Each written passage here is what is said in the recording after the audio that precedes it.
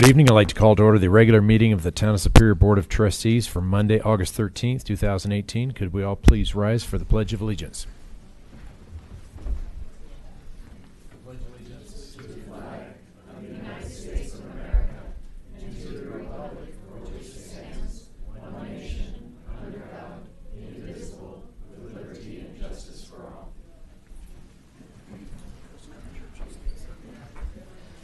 Thank you. Phyllis, could we have the roll call, please?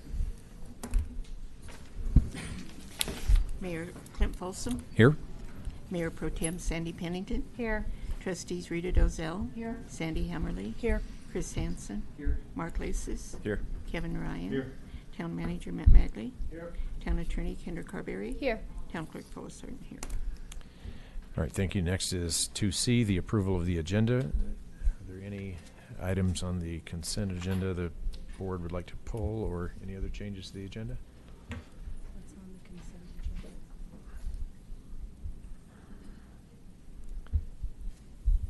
Oh, I would like to pull 3 and 3F. E and F? Yeah. Okay. Mayor Pro Tem Pennington's pulling 3, E and F. Any other changes? I'll entertain a motion to approve the agenda with that change. So moved. Motion by Trustee Lasis, second by Trustee Hansen. All those in favor? Passes unanimous. All right, next is reports, questions, and issues. Who'd like to start? I'll start. I have no report. Okay. Sandy, you want to? Means I'm next. Yes.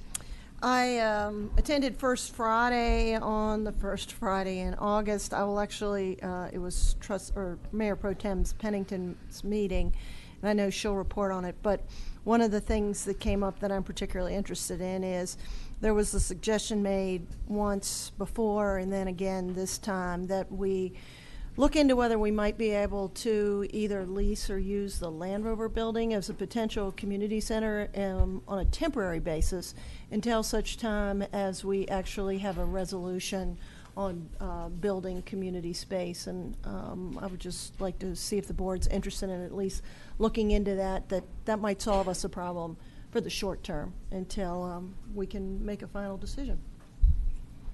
And, you know, I think Question. I mean, is that something that, well, if the board's interested, the questions would be, is that something you're interested in pursuing right away? And well, do in you my, want to make any modifications to the interior? yeah, I mean, I just wanted to bring it up because we still have the issue of a lack of community space for meetings and activities, Boy Scout meetings, whatever it might be in town.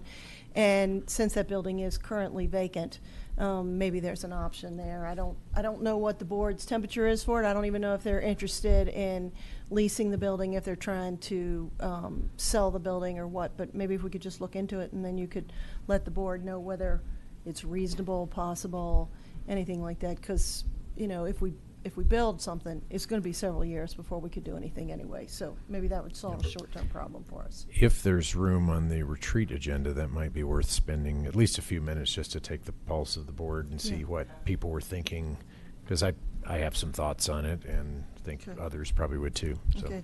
yeah. Before we go off that, I think it's actually a good idea in having that discussion at the board retreat, but can we get some more information about the building and how much of it is actually usable for something like this? Because I understand they have the bays where they worked on the vehicles and the jacks are in there and all that, so we may not even be able to use that portion of the building. So it'd be nice to know the usable square footage and then how much roughly it might cost to make modifications to suit our purposes, and then what would be put in there. Yeah, Be the and discussion. thanks for putting that into better words than I was tonight, so thank you. I attended the OSAC meeting last week for Trustee Lasis, and a couple of things that I wanted to comment on that. First, we have a proclamation recognizing Patricia Dunham for her service on OSAC, and I would like to reiterate the great job that Patricia has done. It's been an honor to work with her, and I just wanted to say it again. And then another great recommendation that came up at the OSAC meeting that I don't know that we do this is OSAC is going to have a sign-up sheet for people to be added to our e-blast lists or the various lists that we have out there. You know, usually people will come up to the tent. I know this would happen when I was on ProStack, and we would recommend they do it, but there wasn't always easy for them to follow up. And so they were talking about actually having a form where you could sign your name, your email, and then check the boxes which ones you'd like to be added to. And if there's a way for us to do that at all of our advisory committee booths, because we don't really have a booth where the town of Superior staff is just standing stationary, able to take that information. But if we could get it at all the advisory committee booths, I think that would be great, and hopefully it would be an opportunity to expand our list. And those were the only 2 items I wanted to report on tonight. Okay. Sandy? Attended the same First Fridays. It was really a dynamic group of people. A bunch of you were in the audience, and 20-plus folks on various topics. Weldona was a very active conversation. Town 15 was active. Of course, the community center idea. We covered a lot of ground. We had to sort of break up into subgroups. It was that loud and active and all that kind of stuff. So really probably one of the best I've attended. So that's great. Consortium of Cities, I put at your desk the homelessness in Boulder County reports put out. It's actually something worth reading. The executive summary is the single sheet. A lot of that meeting was spent on topics for next year for the consortium, and sometimes the consortium can be a little dry, and I think next year we're going to have some much more interesting topics to the whole group. One, somebody suggested economic development between the entities, you know, so we don't sit here and just keep talking economic development in our own communities, but for the region as a whole. Lots of several other topics like that. So whoever takes that on next year, I think we'll have an interesting year with that. Kendra, I wanted to go to your memo that you put out. Just background, CAPS had asked for legal advice on when its subgroups meet and when, if they want to have a second meeting a month, and what the legal requirements for that were. But I actually, there was the broader context for all advisory committees. And I would suggest that your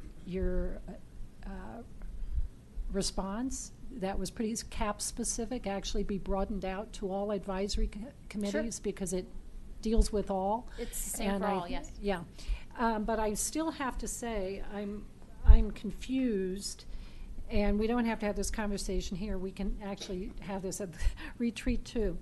I'm confused as to this advisory committees. Of course, they're all doing public business. I mean, that's right. The reason they're there. But it all seemed to have hinged in previous interpretations on policy making. Right. And this memo mentioned policy making, but was less on policy making. The conclusion said, under the open meetings law, CAPS must provide public prior notice at any meeting in which 3 or more members will be discussing public business. So it seemed broader here. Right. And I'm comfortable with the broader interpretation. I actually think everything should be noticed. Right. But it seemed to be a little bit different from previous statements that were more policy making, because of course no group of 2 or 3 advisory committee members can make policy. They can suggest policy, but they can't They make can discuss it. policy, though. Huh? They can They can discuss discuss policy, it. yes. And since advisory committees are by their nature advisory, they're not making any policy. So Right, that's true. That's the broader nature of it. If they're discussing public business, then it should be noticed. Right. So- Well, but I can clarify that if as well. if this is your interpretation, I'm certainly the most comfortable with this approach. If everybody else is as well, I mean, it should be broadened out to all advisory committees and not just CAP specific. That's fine. I can Okay. certainly redo it Yeah, to. this comes up every few years. We went through this with ProStack, and I was the liaison of ProStack. So we just noticed everything. Right. We had an annual Christmas party, and we all went over to Old Chicago. We weren't doing any town business. but we noticed it anyway, just so there wasn't that, you know, people And would think that there was, That's my direction to staff, Yeah. just to make it Just simple. If everything. there's more than two, we're gonna notice it. Yep, Right. even if it's painting crosswalks, even if Right. it's Christmas party, because there's no harm in doing that. Right, And then if somebody wants to show up and listen to people talk while they're painting crosswalks, I agree. they can. So Okay. that's, you always want to err on the side, in my opinion, of more notice, not Okay. less. But I would be happy to edit the memo to apply to all. I wanted to say, as one trustee, I would really encourage another or a continuation of the concept plan presentation on the Toll Brothers concept for the southern portion of Superior Town Center. I felt very uncomfortable with the way we left it. We were up against a time constraint, and it involved some fairly significant discussion there about side yards going up to foundations of the neighbor and all that kind of stuff. And so in light of our previous conversation at the work session and in the interest of making sure Toll Brothers has the most information possible to put together the best FDP, I would like to see continuation of that. So I just wanted to put that out there. People can weigh in on that. But I was very uncomfortable with how rushed we were and where we left that. Okay, you can, on your own reports. And then I'm going to, the items I pulled, I wanted to make a couple of observation and recommendations on the use of our park pavilions, but I'll do it in the context of the stuff I pulled. Okay. Chris? on July 30th, I attended the Rocky Flat Stewardship Council Executive Committee meeting. We just review the agenda, make any modifications before we set the meeting. But we did learn that longtime employee Carl Spring has retired. He's been with the management of Rocky Flats for quite some time, so losing some incredible historical knowledge of Rocky Flats. And I wasn't told if there was a replacement for him yet. I think on the positive side, the DOE is bringing in a communications company called Edelman to help them format their meetings a little bit differently, communicate their message a little bit differently in the quarterly report, so it makes it a little bit easier for most people to understand. This could also spill out to the community communication process as well. So we'll see more once they get on board, and I think we'll see it as soon as the next meeting, which is September 17th, the Rocky Flat Stewardship Council meeting. So that's all I have. Oh, and last thing, I've got a terrible headache and not feeling real well, so I may split out a little bit early tonight. Okay. Rita? I attended the First Friday meeting, and it was a great, lively group, and I appreciate everybody who comes out to that. All of our residents, we had great discussions. I know I was told by Ms. Pennington to move to the side of the room because we were getting so lively and spirited in our discussion, the group I was with. Okay, and then on that same day, then Alex Arnell and I attended the Dr. Cog Boulder County Subregional TIP meeting, and there we were working to define 3 projects to submit for possible regional TIP, Transportation Improvement Project funding out of the Denver Regional Council of Government federal funding grant that we receive every 4-year cycle. We have discussed that sponsors should provide match from their local funds and not out of our sub-regional funds that we'll be able to spend early next year, or identify spending projects to spend that on early next year. Also attended the National Night Out on August 7th, and I want to thank the Boulder County Sheriff's Office and deputies for sponsoring this event. And then I have a question then, and this is a question that I'm asking of Matt and Alex, but also residents are asking me, when will construction be completed on McCaslin? It's a nightmare anytime between 7 and 9 and in the morning and at night. And I know it's planned, that's why I tell everybody. There's no good way to go about doing it, and Yeah. we're trying to make the best of it. September, the end of September is when we're projected to have all lanes open. Okay. So in the meantime, we're gonna have to struggle through one lane in each direction and going through the roundabout and not knowing where They're cars are going. getting and- close to switching traffic to the east side of the road, east side lanes. Or so traffic will be on the west side and construction will start on the east side lanes. Okay. That should go quicker because they're not building the sidewalk. Right. And then once once the reconstruction of those lanes, then we can pave and get things open, so. Okay, so hang in there, go slow. Don't let anybody stop you for speeding, because it is only 15 miles an hour through most of that, like through the roundabout, 25 to 15. So just have some patience, and in another month or so, we'll be, I hope, in good shape, right? We're pushing them. We're Okay, pushing 'em. thank you. Thanks, Kevin.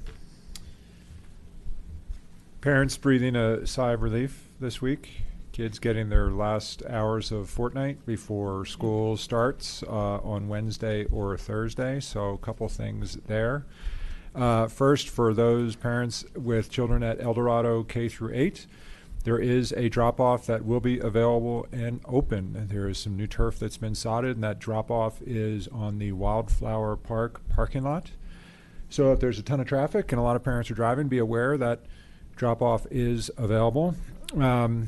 School zones will be in effect. We did meet with Boulder County Sheriff a few weeks ago or a few months ago and encourage them to have some better policing, not just on major streets like McCaslin and Colton, but on some of the side streets. So I wouldn't be surprised if you saw an increased presence out there. So please drive safely. That's it. Thanks.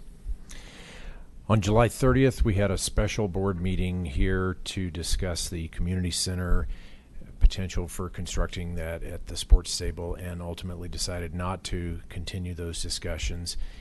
And on August 1st, I attended Metro Mayor's Caucus meeting in Denver, and we heard from both gubernatorial candidates at that meeting. Attended the National Night Out on the 7th, and again, echo what Rita said, thanks to the Boulder County Sheriff's Office, had several Chamber of Commerce members that were there with booths, and thanks to the Kuffner family, who always comes with loads of hot dogs and ice cream.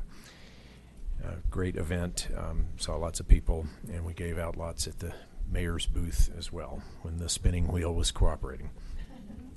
To echo what Kevin said, school is starting this week, and I'll be at El Dorado K8, and everyone in the community is invited to attend a ribbon cutting that we're having tomorrow morning, 8:45, El Dorado K8, celebrating the opening of their new classroom wing. They've got some new pre-K classrooms and some new 8th grade classrooms, so lots of exciting new space there at El Dorado.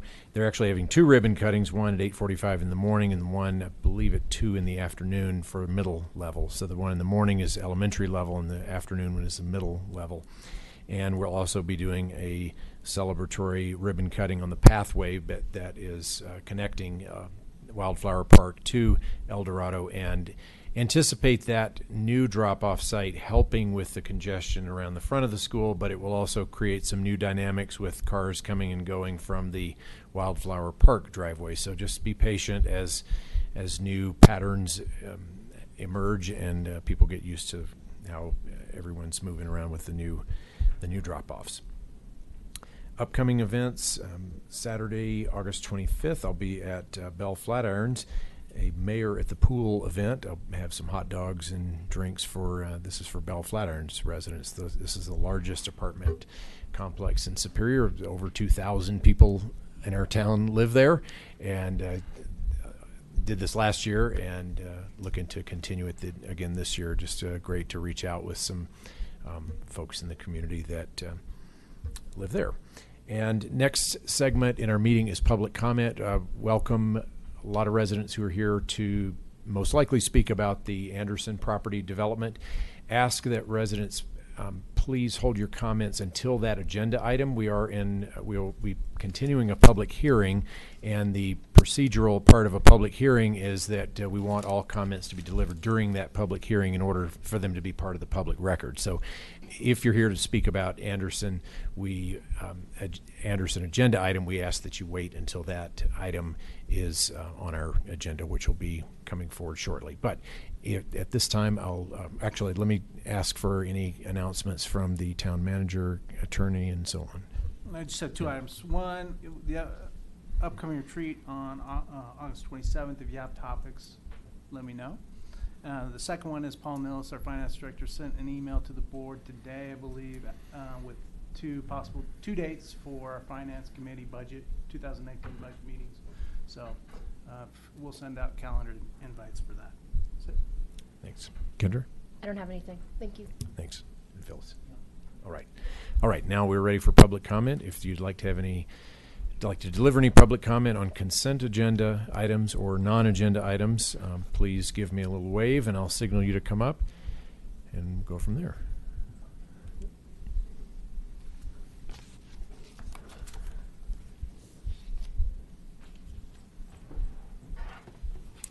Gladys Forshey, 404 South 3rd Avenue.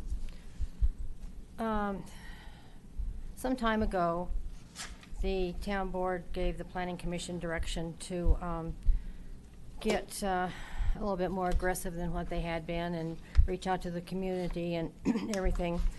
The planning commission has done that, excuse me, to Original Town. And it is part of the Northwest scenario development that they have done.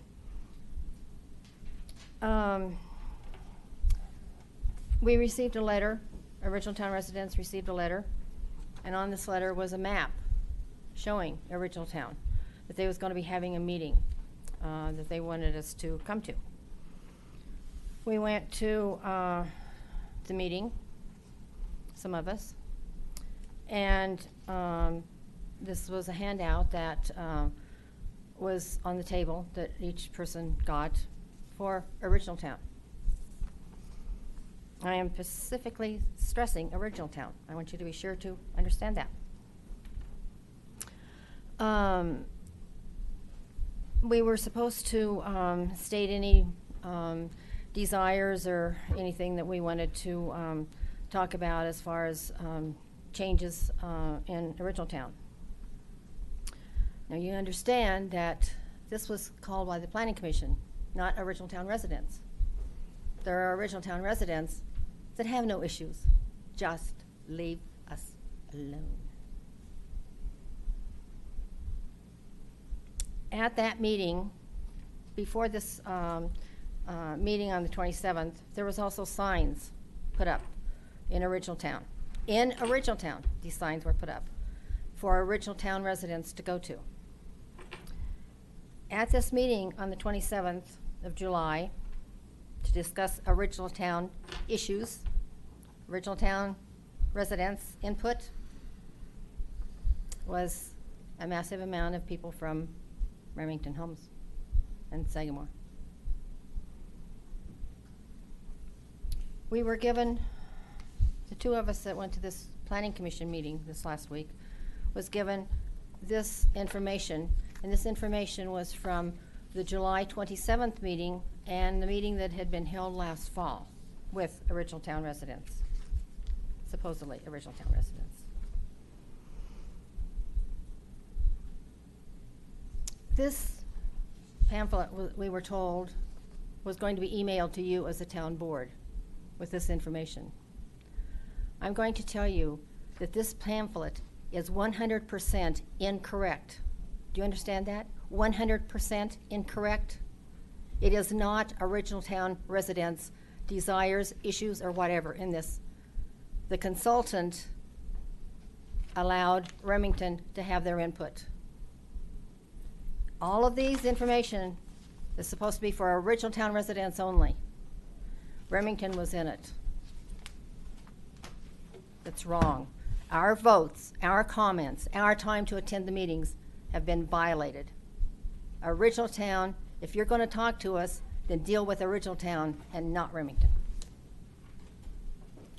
Okay. Additional public comment?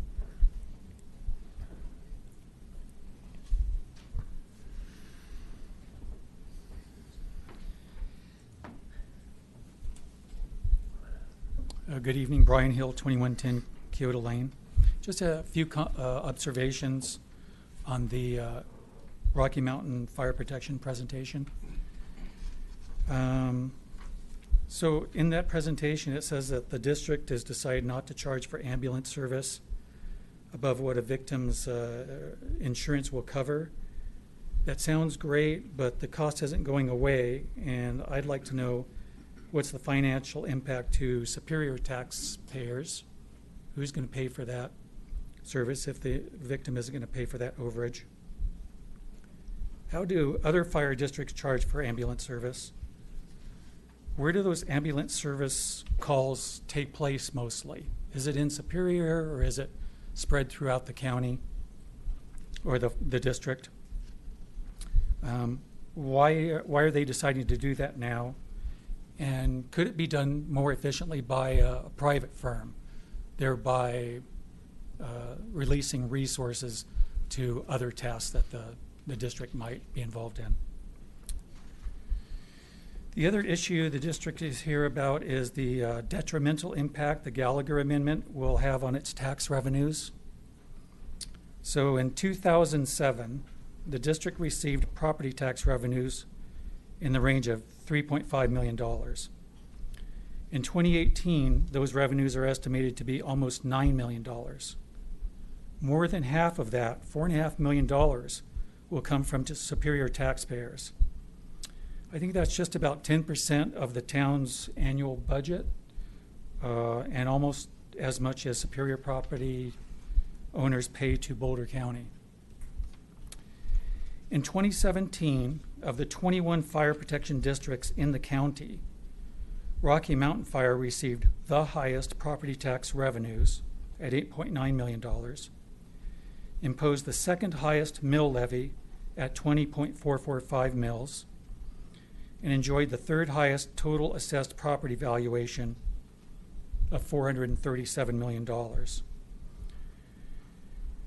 According to preliminary data, the district's 2018 property tax revenues will be the highest they've been in the 12 years since their formation, and that is after the Gallagher Amendment takes effect. One item that just popped up on the radar is the potential merger between Lafayette Fire and Rocky Mountain Fire. I'm really interested to see what the impact will be to Superior from a tax standpoint. And I'm curious to know if there will be a ballot measure to allow voters to vote yes or no on that issue. So I'm pretty sure property owners and residents look to the Superior Town Board to make sure they're getting the most out of their fire protection tax dollars. Given the amount of taxes Superior residents pay to Rocky Mountain Fire, I would like to see the board pursue the following. 1, obtain a deeper understanding of the services Superior residents receive from Rocky Mountain Fire. 2, educate residents on Rocky Mountain Fire costs and revenues. 3, explore a mill levy reduction to bring the property taxes Superior residents pay in line with the benefits they receive. And 4, explore a more productive and equitable distribution of responsibilities and costs across the Boulder County Fire Protection Districts. So looking forward to a constructive discussion tonight when they present. Thank you. Thank you. Additional public comment? All right, seeing none, we'll move on to 2F, which is presentations, and welcome Chief Tumbalato with Rocky Mountain Fire. Good evening. And Mike Tumbalato, Rocky Mountain Fire. Mayor, before we get started, my law firm represents Rocky Mountain Fire District, so I, as a matter of course, recuse myself from any and all participation in any matters affecting the fire district and the town. Okay. We'll come get you when we're done. Thank you. Okay. I'll start over. Mike Tumbalato, Rocky Mountain Fire Chief. Thanks for an opportunity to talk with you guys today. Yeah, I don't have any presentation material. So just as an update, I wanted to let everybody know, as was just mentioned, that we did include and add a new ambulance service to the town of Superior out of our Station 5. So new ambulance and a crew, which is the second ambulance that the district has in service. And we felt at that time that it would have been it's a good opportunity to implement the no charge for the services to the residents of our community. I think I can remember most of the questions that were just asked, so I'll try to answer them. We did that basically because those crews are here regardless if we collect money or not. Most other fire departments do this. They got into this service to develop revenue. We took a different path. We started services in Rocky Mountain Fire because the county contracted service for-profit organization, which was AMR, and still is, by the way, did not provide an adequate service.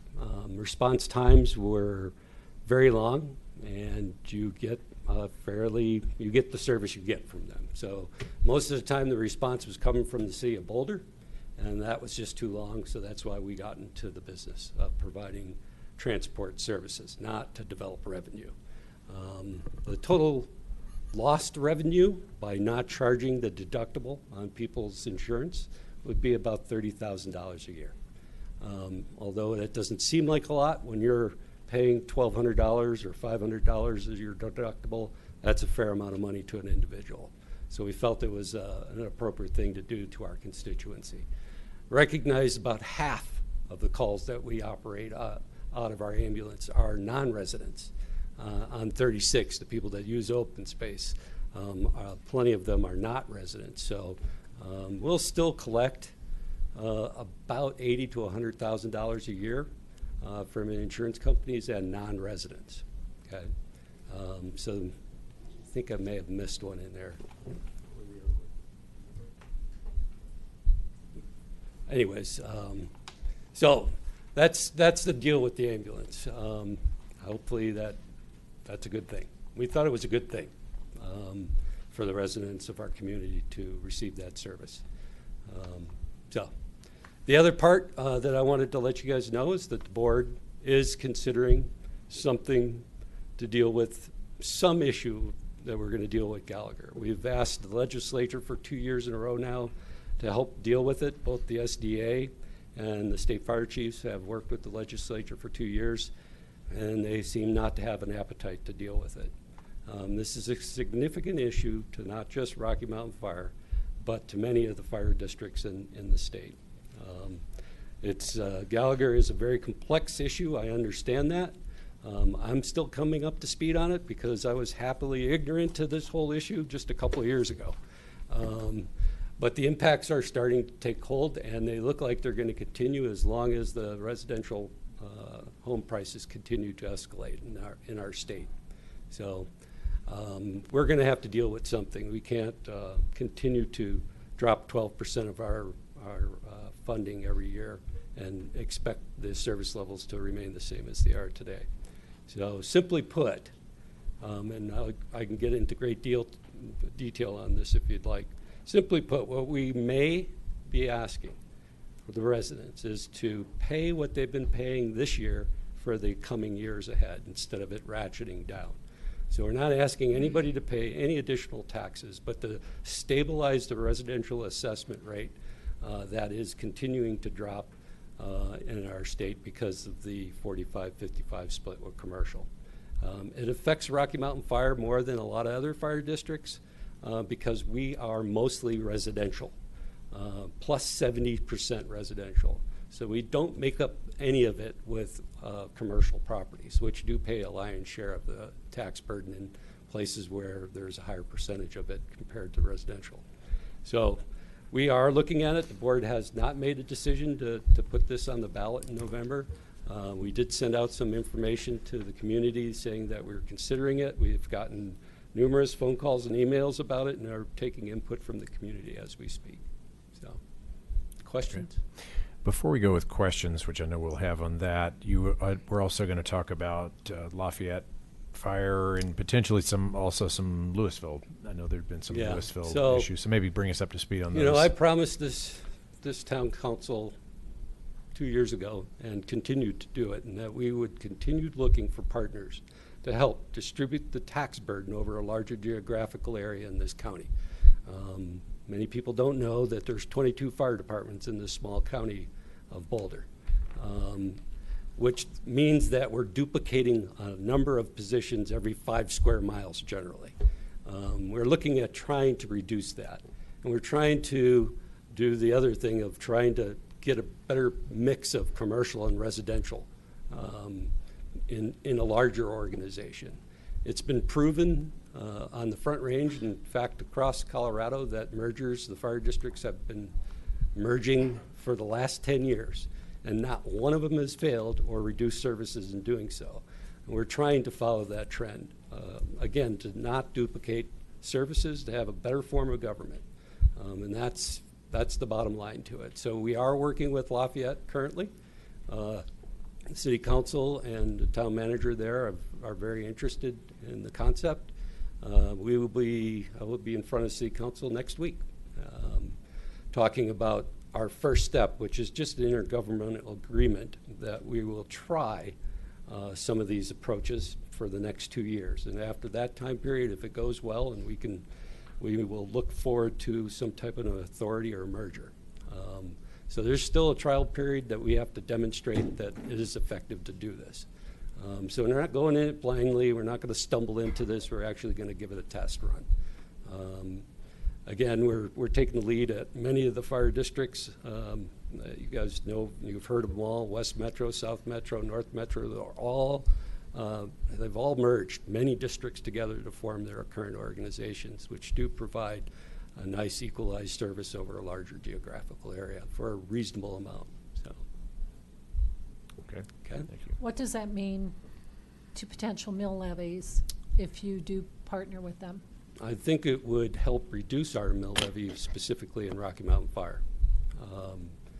Like I said, we will be able to save money by putting organizations together. We won't have to duplicate, 2 chiefs and 2 training officers and 2 fire marshals and so on and so forth.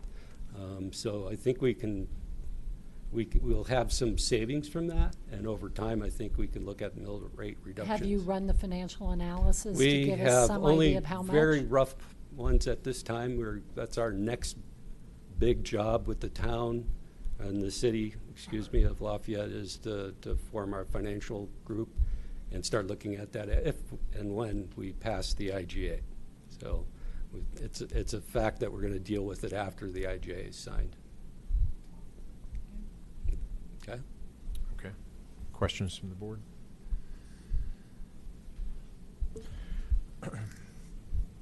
Ludine, thanks again for your service and serving the welcome. community, and congratulations on the new ambulance service. I think it's great.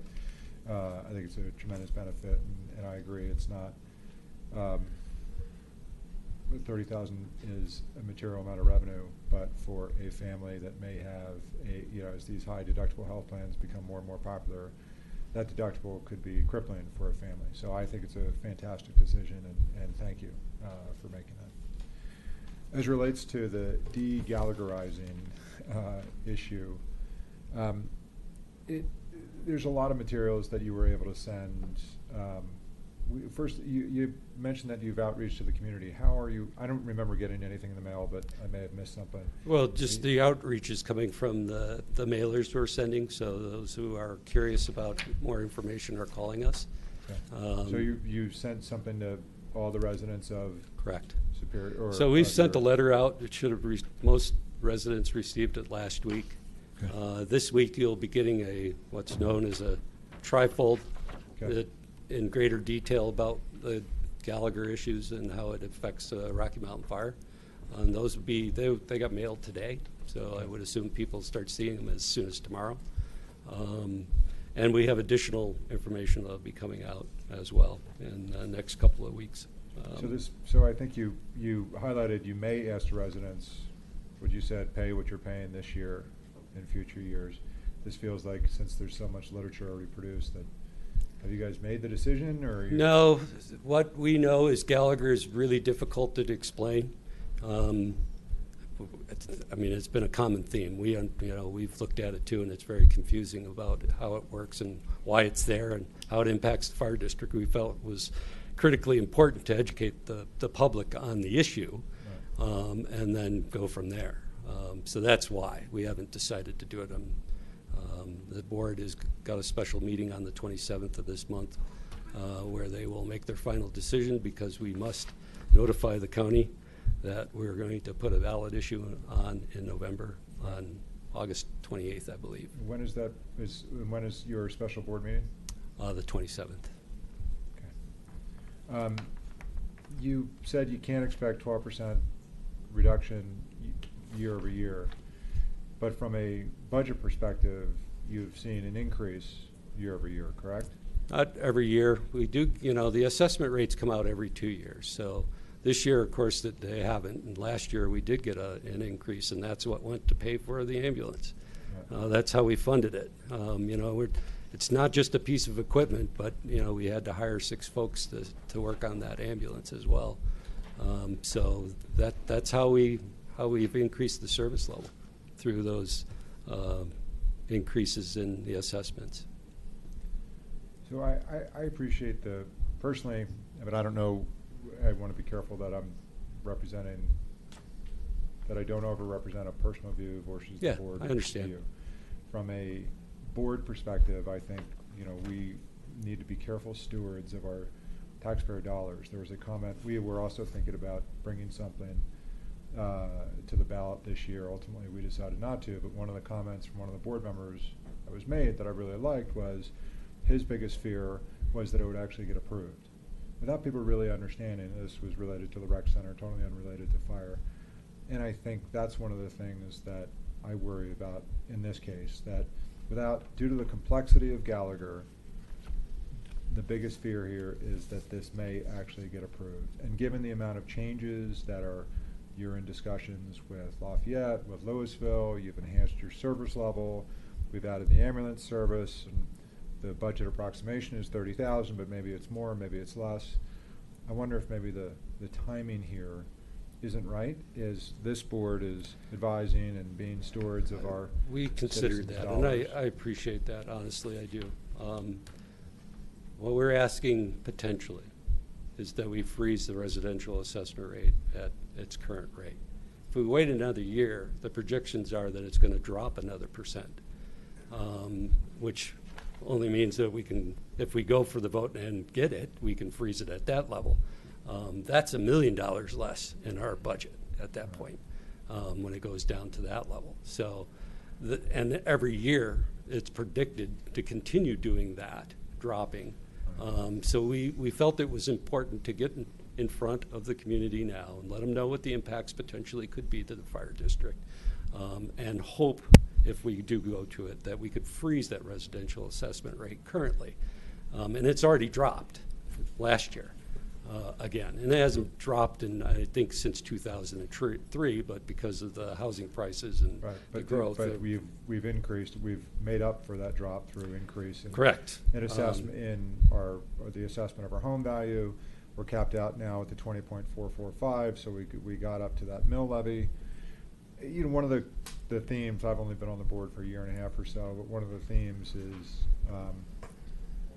a perception of disproportionate share that the residents of Superior are paying. Yeah. We need to solve that problem. We have not yet solved that problem, and I think de-Gallagherizing is going to compound that problem of the disproportionate share. Okay. So, having said that, just 2 things. Number one, I'd ask that, and I'll make a note on the calendar and do my best to speak to your board. I know, like all of us, there are other folks that are accountable, so I'll do my best to speak directly to the board at that meeting. But my ask is that you really consider this, and maybe the timing for this isn't right. I understand that the perceptions and the realities are there, that the residential assessments have gone up and we've gotten, quote, a windfall from it.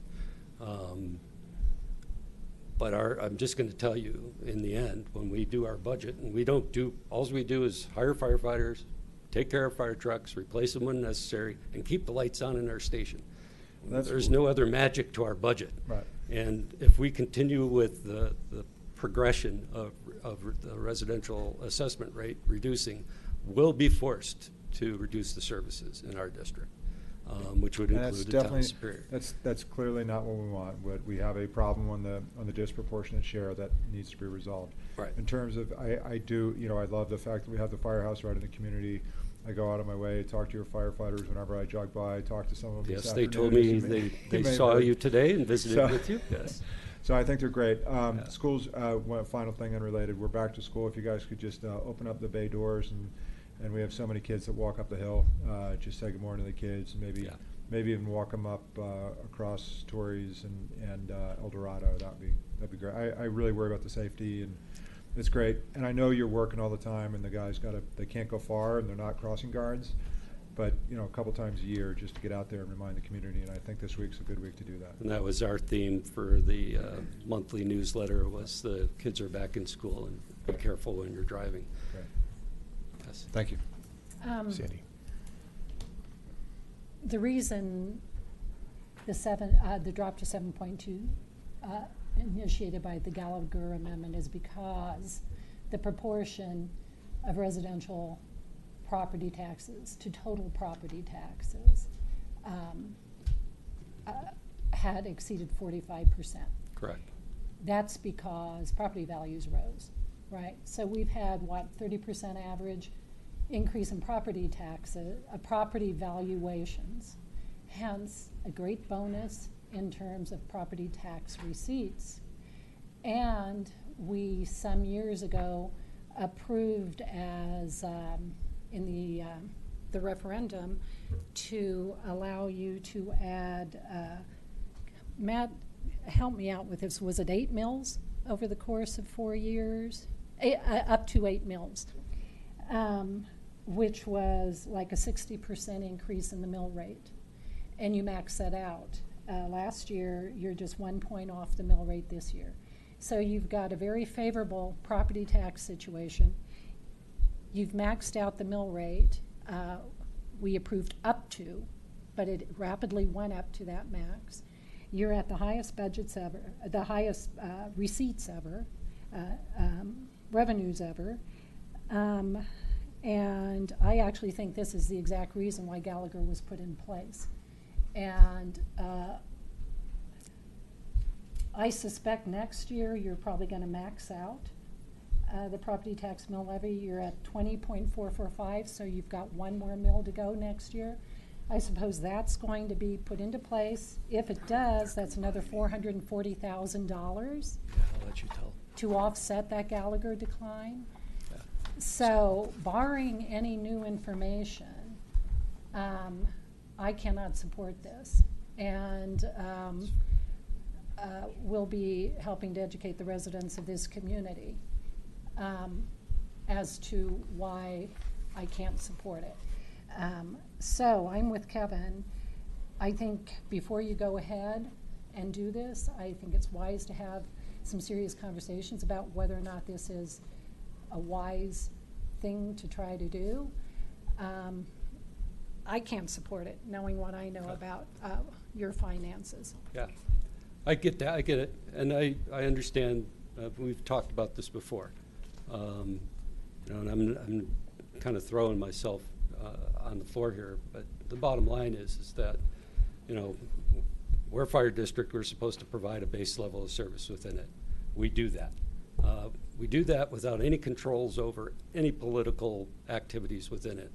Who buys open space, where the commercial goes, if it stays in TIF or not TIF, if it's going to get annexed by the city of Boulder or Lafayette or Louisville, and we're left with 78% residential situation that we have to provide to, and that's the bottom line. It's I know it was said to you guys last time Sterling was here, Deputy Folden, that we're in a dang expensive business. Costs a lot of money to have 14 people on shift every day, 365 days a year. The equipment's extremely expensive. Our training is expensive. It's an expensive business. We don't have anywhere else to put our money other than to provide services. We don't you know, we have a reserve account, but that's built just for what we're going through with Gallagher, unforeseen circumstances. So that, I mean, I don't know what to tell you other than if we don't do this, within a couple, 3 years, we'll reduce services, and it's not because we didn't do our financial planning. We've done all the planning. We've gone to the voters and explained the situation each time we've done it. We've received the support in the past, and we really appreciate it, and we don't want to abuse that. And we are very serious about about this issue, if it's going to go to the ballot or not, and we're not taking it half-heartedly. We're serious about trying to preserve the service level that we currently have to the fire district residents, which includes the town of Superior. And I'll just tell you know, the reason larger fire districts and fire departments are more successful than little ones is that there's a lot more resources to bring to bear on any given incident. So you may think it's disproportionate that, you know, you have a fire truck and an ambulance, but you have all the rest of those resources that come into the town from the district when they're needed as well. So that, you know, that's how it works out. So, Sterling, do you have anything you want to add? Just 1 second. Deputy Chief Fulton, my name is Sterling. We talk about mill levies, the 20.45 and how that went up. So we actually have 2 separate mill levies. We have an operating mill levy and we have a bond mill levy. The bond was passed to fund station reconstruction and remodels, and we can only use that money to repay back that bond. So none of that money goes to operations. So that mill's got to be separated aside a little bit. We have a 19.325 mill for operations, and you're right, we have hit the max of that. And the bond can fluctuate up and down to make sure we pay back our debts. So this year we reduced that a mill because of the assessed evaluation going up. We collect too much. We're collecting too much money for the bond, so we reduced the mill to keep. We can keep somewhat of a reserve on the mill on the bond, but not. It's deemed to be a reasonable amount. So that's where we get the 2 different mill levies there. So we are maxed on the 19.325 for operations. And then part of the Gallagher thing too is because of the explosion in homes. So you look at the Eries, the Longmonts, the Lafayettes, where they're really exploding. That all adds value to residential rates. Superior, relatively speaking, isn't exploding, although it feels like it is, as much as those other towns are. So Gallagher applies across the state, not just to when they look at an individual district.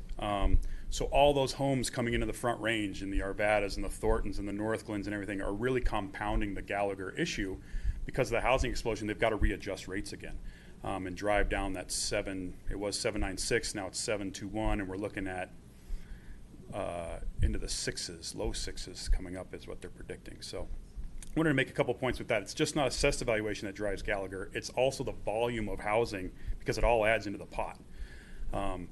So we're kind of landlocked in Superior and the rest of our district, and it's beautiful. We have lots of open space, and we appreciate that, and we look for all that. But that's all unbuildable things. That's all things we can't pull tax money from. We can't spread our tax draw or our expenses across those areas because they don't pay tax. We like to look at them, and I love them. I go hiking in them and all that stuff, but that also drives up tax costs because we can't spread it across all that open space. So those a couple points I wanted to make on that side of the house. I'm more of an operations guy, but I kind of deal in that stuff a little bit too. So other questions that maybe I can answer for you or anything like that? Thank you, Sterling. Yeah. I have more of a comment, or it's a question too, I Sure. guess, is it seems like you want to use only one portion of the Gallagher impact and want to go and maintain the assessed valuation at what it was 2 years ago, basically is what you're asking. But just as Sandy Pennington said, and you even said it as well, the explosion of the value. Sure. Going up 30% in Superior. Our valuations went up 30% last year with the new assessments. And even with your dropping down from 7.96 down to 7.2, you collected an additional some $225,000. Yeah. Even with that going down. So you're collecting $8.945 million, even with the 7.2%. So just as you were saying, the valuations go up. Right. And then that's what causes Gallagher to say, wait a second, commercial needs to get more of the balance. tax. Sure. The resident need to drop down to maintain that balance, but you're still getting your tax revenue We in are this getting- yeah, we're situation getting- because the valuations have gone up so Right. much. Matter of fact, you're getting more. Yeah. Now, and if you would have kept it at 7.96 and our valuations would have gone up, you would have had way more money than you needed. That's why you had to drop, ergo, 1 mil off Off of your correct. capital financing or payment. Yeah. So when you give the explanation that you're losing 9 to 12% revenue every year, that's not necessarily the case, because the valuations went up. Valuation. At the same time, the assessed value went down, Right. percentage went down. But the net is, you actually gain more revenue. And I think until you actually see a loss, or can project a loss, not in a loss from what it was 2 years ago and trying to maintain that level, but actually from a real loss in the actual calculation of the revenues, then there's nothing to talk about, you know, from a going to the voters perspective. Sure. That's what I'd say. And then my final two comments are about, for 4 years, we've been talking, Sterling, you and Chief Mike, I've been asking, and many of the board members here have asked, please, go combine with somebody, because it Sure. makes no sense to have 22 fire districts in Boulder County. Yeah, last meeting we Absolutely. had, you were, you had offered to help us with that, so. Yeah. Where, and I never get that question to come and help. And the other thing that Oh, came up. you had mentioned you were gonna talk to county commissioners about trying to drive that, 'cause we They tried to said they would drive it, do so. whatever we needed, and you all needed to talk with them. So- Excellent. So, We'll yeah. take you up on your invitation to go to counselors, because we're looking to get to them, so. Okay, well, I did go to them, and it's we all tough did to- go to them, yeah. and we talked about it, and I talked about with Chief Mike. So yes, we need to do something about this. Right. And the other thing is about Boulder County is the open space. Yeah. We get nothing. You get nothing from Boulder County. Yeah. We in Superior are paying for Boulder County's open space fire protection. I don't have a problem with that, because we get a benefit from that as Sure. well. But we shouldn't have to pay all of that. I mean, in essence, that's what's happening. Our taxes are, from Superior, are going to pay for the open space, whether it's Boulder City, mountain, parks and mountains, open space, or Boulder County open space. You get no taxes from those. Right, They're right. government entities. Yeah.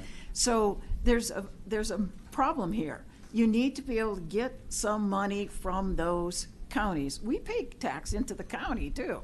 And so get some money from the county to cover the open space fire protection We would from love to. Boulder County and Boulder City. I've asked that for 4 years as well. And then the last thing is that, yes, Louisville is bigger than we are, and they have half or less than half of the mill levy, and I know they have part volunteer and all this kind of stuff, but there seems to be a better way to combine these fire districts. There's got to be a better way. I'm not in your business, Yeah, yeah. but there's got to be a better way to do this. And in the end of the legislature this year in the state, there was articles about somebody was creating a working group to do this very thing, to work about creating a more equitable service and taxation across all fire districts in the entire state, because some rural entities were losing service. Yeah. I mean, they just couldn't support, Yeah, they're even on a closing the doors. volunteer basis. Yeah, they're closing the So what happened to that? I don't want you to answer that now, but you need to go back and, I said that wrong. I would like, please, can you get involved in that? The state of Colorado and the legislative session were trying to figure out how to make a more equitable distribution of service levels for fire protection and taxation. Get involved in that effort and also continue to work toward consolidating and going in with another fire district here. Absolutely. And absolutely, when do you want to go to the Boulder County commissioners? I'll set it up. I'll Great. call Elise That Jones sounds- tomorrow or Deb Gardner, and That we'll sounds do it. great. Okay, perfect, Okay. thank you. Thank you. Yeah, go ahead, sorry. You have something more to No, say? I no, can I'm step good. back No, till no, you're I'm good. done. No, I'm fine, thank you. So, hi there, Suzanne Devaney. I am a member of the Rocky Mountain Fire Protection District Board of Directors. And I want to speak to a couple of your points, specifically, Rita. Regarding consolidations, we have been actively evaluating partners to consolidate with. We worked on a merger proposal with Boulder Rural. That unfortunately did not come to fruition. It was finally decided that it was really a marriage among unequals, and that while they would have provided some tax revenues and expanded to give us more tax base, they were also bringing in a significantly larger amount of debt that would require us using some of our reserves in order to cover. It was not something that we felt was a responsible use of our district's taxpayers' funds. I would like to make a specific point that Rocky Mountain Fire Protection is a district. It's not just Superior. We actually cover about 65 square miles, going all the way into El Dorado Springs and all the way up to the other side of Flagstaff.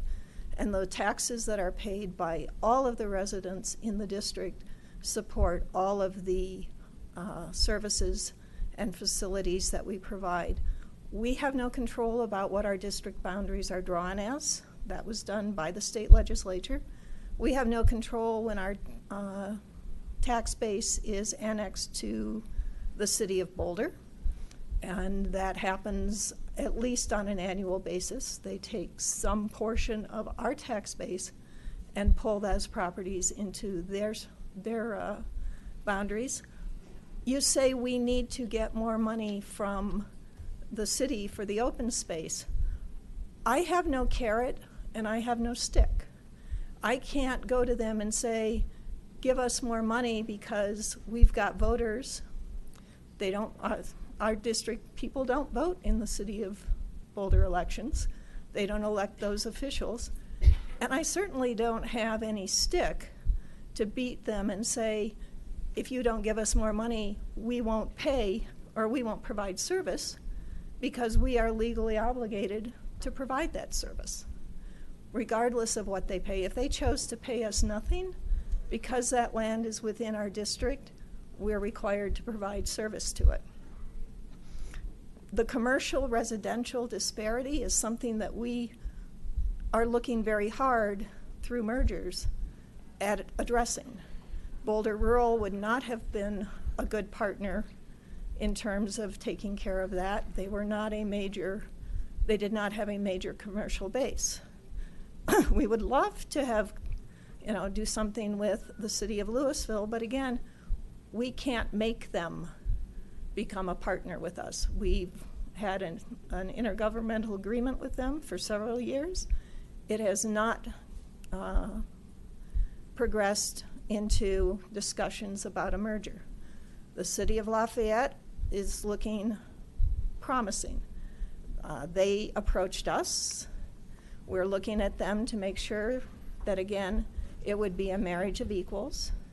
But it's a complex process to merge fire districts, and you don't want to just jump into it because it's a cultural thing as well as an economic thing when you do a merger. So we're cautious. We want to be good stewards of the funds that we have collected, our reserves, to make sure that we're just not being the cash cow to solve somebody else's problems. Okay. Thanks, Suzanne. Appreciate the additional. So good discussion. Any final comments? And Can I ask one quick question?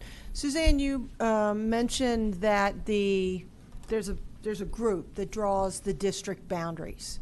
And I think I heard you say they go all the way to, did you say Colorado Springs or El Dorado Springs? El Dorado Springs. Okay, I misheard you. I was like, oh my Lord. No. But the question is, could the town of Superior advocate on your behalf? Because we're getting, our residents and the residents in sort of the Cherryvale area are getting hit pretty hard from a tax standpoint to pay for this Boulder County open space that you guys can't go after Boulder County for. So is there some way we could go to the people who make the decisions on how your district lines are drawn to say, hey, wait a minute, this is a little unfair to the residents of the town of Superior and Cherryvale or wherever, to say, why are we having to pay for the district that is the space that's in Boulder or Boulder County? How those boundaries are drawn and what legislative group actually has? That's a good question.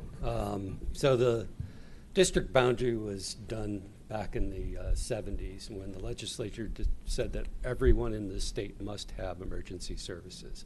So they literally drew lines on the map, mostly using the quarter section markers. So there's, we have communities that half the block is over the quarter section mark, and somebody else provides services to it, and we provide the other side. It's just not done what you would consider at a reasonable rate. Somebody just drew stuff on the map. So once that's done, we have to provide. It doesn't matter who you are. If you pay taxes, and we do have citizens, by the way, who opted out of paying taxes in the unincorporated part, we still have to pay. We still have to provide legally, state statute, we still have to provide base services to them, including open space. Just to your point, Rita, we just sent the letter to the commissioners asking them for some FaceTime with about 5 other fire departments and ourselves to talk about the consolidation, some other issues that need to be dealt with. So, did I answer? Boulder County commissioners? Yeah, the county okay, commissioners. So do you need me and to just have as a reference for everybody, make a meeting? 78% of all city-owned, and I'm talking the entire county and Jefferson County, 78% of every acre of city-owned open space occurs in this district in Rocky Mountain Fire. So we have the lion's share of city open space in our fire district, and of course we have some of the largest parcels of county open space, which includes Walker Ranch, Gross Reservoir, which is Denver Water Board. We have a lot of governmental agencies in our fire district that do not pay into the tax pool, but by statute we have to provide. So. Okay. Okay. Thanks, Chief. Thanks for your time. Appreciate it. All right, we are on to the consent agenda, item 3, and I will entertain a motion to. Let's actually get Mark. Yeah. Thank Then you. there was a request to read the proclamation. Okay. Prior to approval. Yes. Would someone like to read Patricia's proclamation, Sandy? Hammerly, do you want to do that? Okay. So we'll act on consent agenda items A through D, and then we'll address 3, E, and F.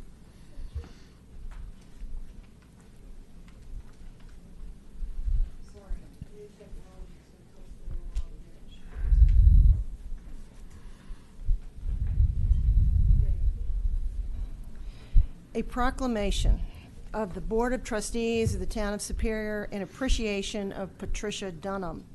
Whereas Patricia Dunham joined the Open Space Advisory Committee in July 2013 and served through the end of her term in June 2018. And whereas Patricia Dunham was an engaged member of the committee and worked diligently to protect the town's open space. And whereas during her tenure she worked passionately on several projects such as the Hodgson Harris Reservoir restoration, the inaugural National Trails Day event, the purchase of the Shan Shan property, and the updated open space summary report. And therefore, it says Clint Folsom, Mayor of the Town of Superior and the Board of Trustees, do hereby proclaim its appreciation to Patricia Dunham for her significant contribution to the community through these accomplishments and for her dedication to the town. All right. Thank you.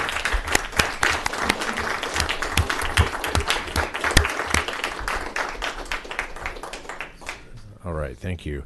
Before we act on the consent agenda, I wanted to make a comment about the ProStack meeting notes. There's a number of, there's no public, there were several public visitors and public comments on the ProStack meeting notes, but there's no names. And every other committee notes have names of guests who speak and make comments. And I've asked for that before, and I would just re-ask that we either do it one way or the other, and I think more information's better. And it's just important to document who's making comments, particularly when they're things that we might be acting on in the future. So just a comment there. All right, I'll entertain a motion to approve consent agenda items A, B, C, and D. Yes, there is a G. Yes, we have pulled E and F. So motion. So moved. Motion by Trustee Lacis, second by Trustee Ryan. All those in favor? Passes unanimous. All right, and Mayor Pro Tem Pennington, you've pulled 3, E, and F. Same issue with both of these. They're huge events requested for Purple Park, and having just held a significant event of my own and had to hunt all over Kauai for some place to have it, I would like us, and we can do this in a retreat, we're under some time pressure tonight, I do believe we've got to start addressing, one of these events is 150 people, one is 200 people. Alcohol will be served. Parking is inadequate at Purple Park for this level of event in my size. Also, there are all these tangential issues. After the 4th of July, Wildflower Park, people used the pavilions and left their trash neatly in the can, in trash bags, but the rest of the weekend was spent with full trash bags. So our requirement says proper trash disposal or something of that nature. We need to, here's what it said. The applicant agrees to be personally responsible for cleaning, trash disposal, and any necessary repairs. And what I'm here to tell you is my experience from Wildflower, which I'm at nearly every day, is there's never cleaning. The trash is put in bags. It's not carried off the premises. I don't know about repairs because I don't know about damages. But we are apparently, I believe, on some event planners' lists of priority, cheap public spaces that also happen to be beautiful. And I think it's time we get serious about how we permit these amenities. So on this particular one, has insurance been provided for both of them? Yes. Okay. Yes, it has. And what does a proper insurance mean in terms of an event?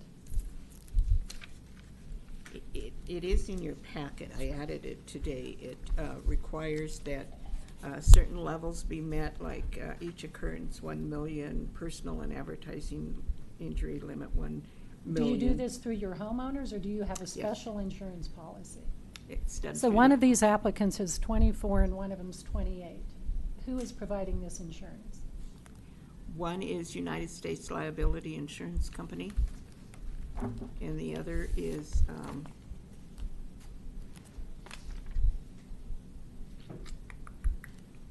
Safehold Special Risk Inc. Okay. And Okay, the- well, insurance is provided. What is the cost of a permit for such an event at Purple Park? I have to get that. I don't have it off the top of my head. I don't know. It's on the application. It was $90 for the hockey club and $50 for the wedding, I think I saw. Okay. And a $200 deposit. And what do we do to, do we require them to remove all trash from the premises? You know, I'm not sure if they're required to remove it or just make sure it's disposed of properly.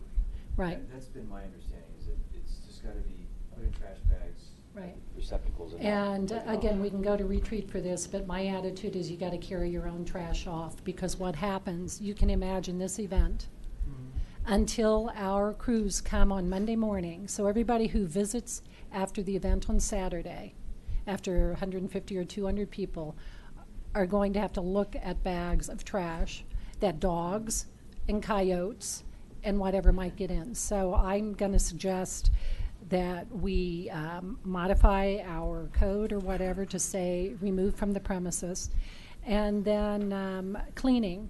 All the spills that happen on the tabletops, the concrete, et cetera, are left behind is my experience. And I, as the newcomer who wants to use it, have to bring my own cloths to clean it up.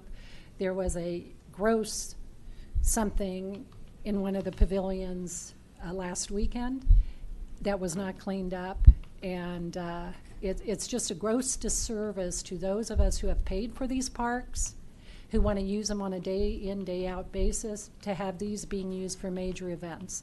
So anyway, I think it's time we approach this seriously and have a full discussion and come up with a good policy that benefits the residents of this community.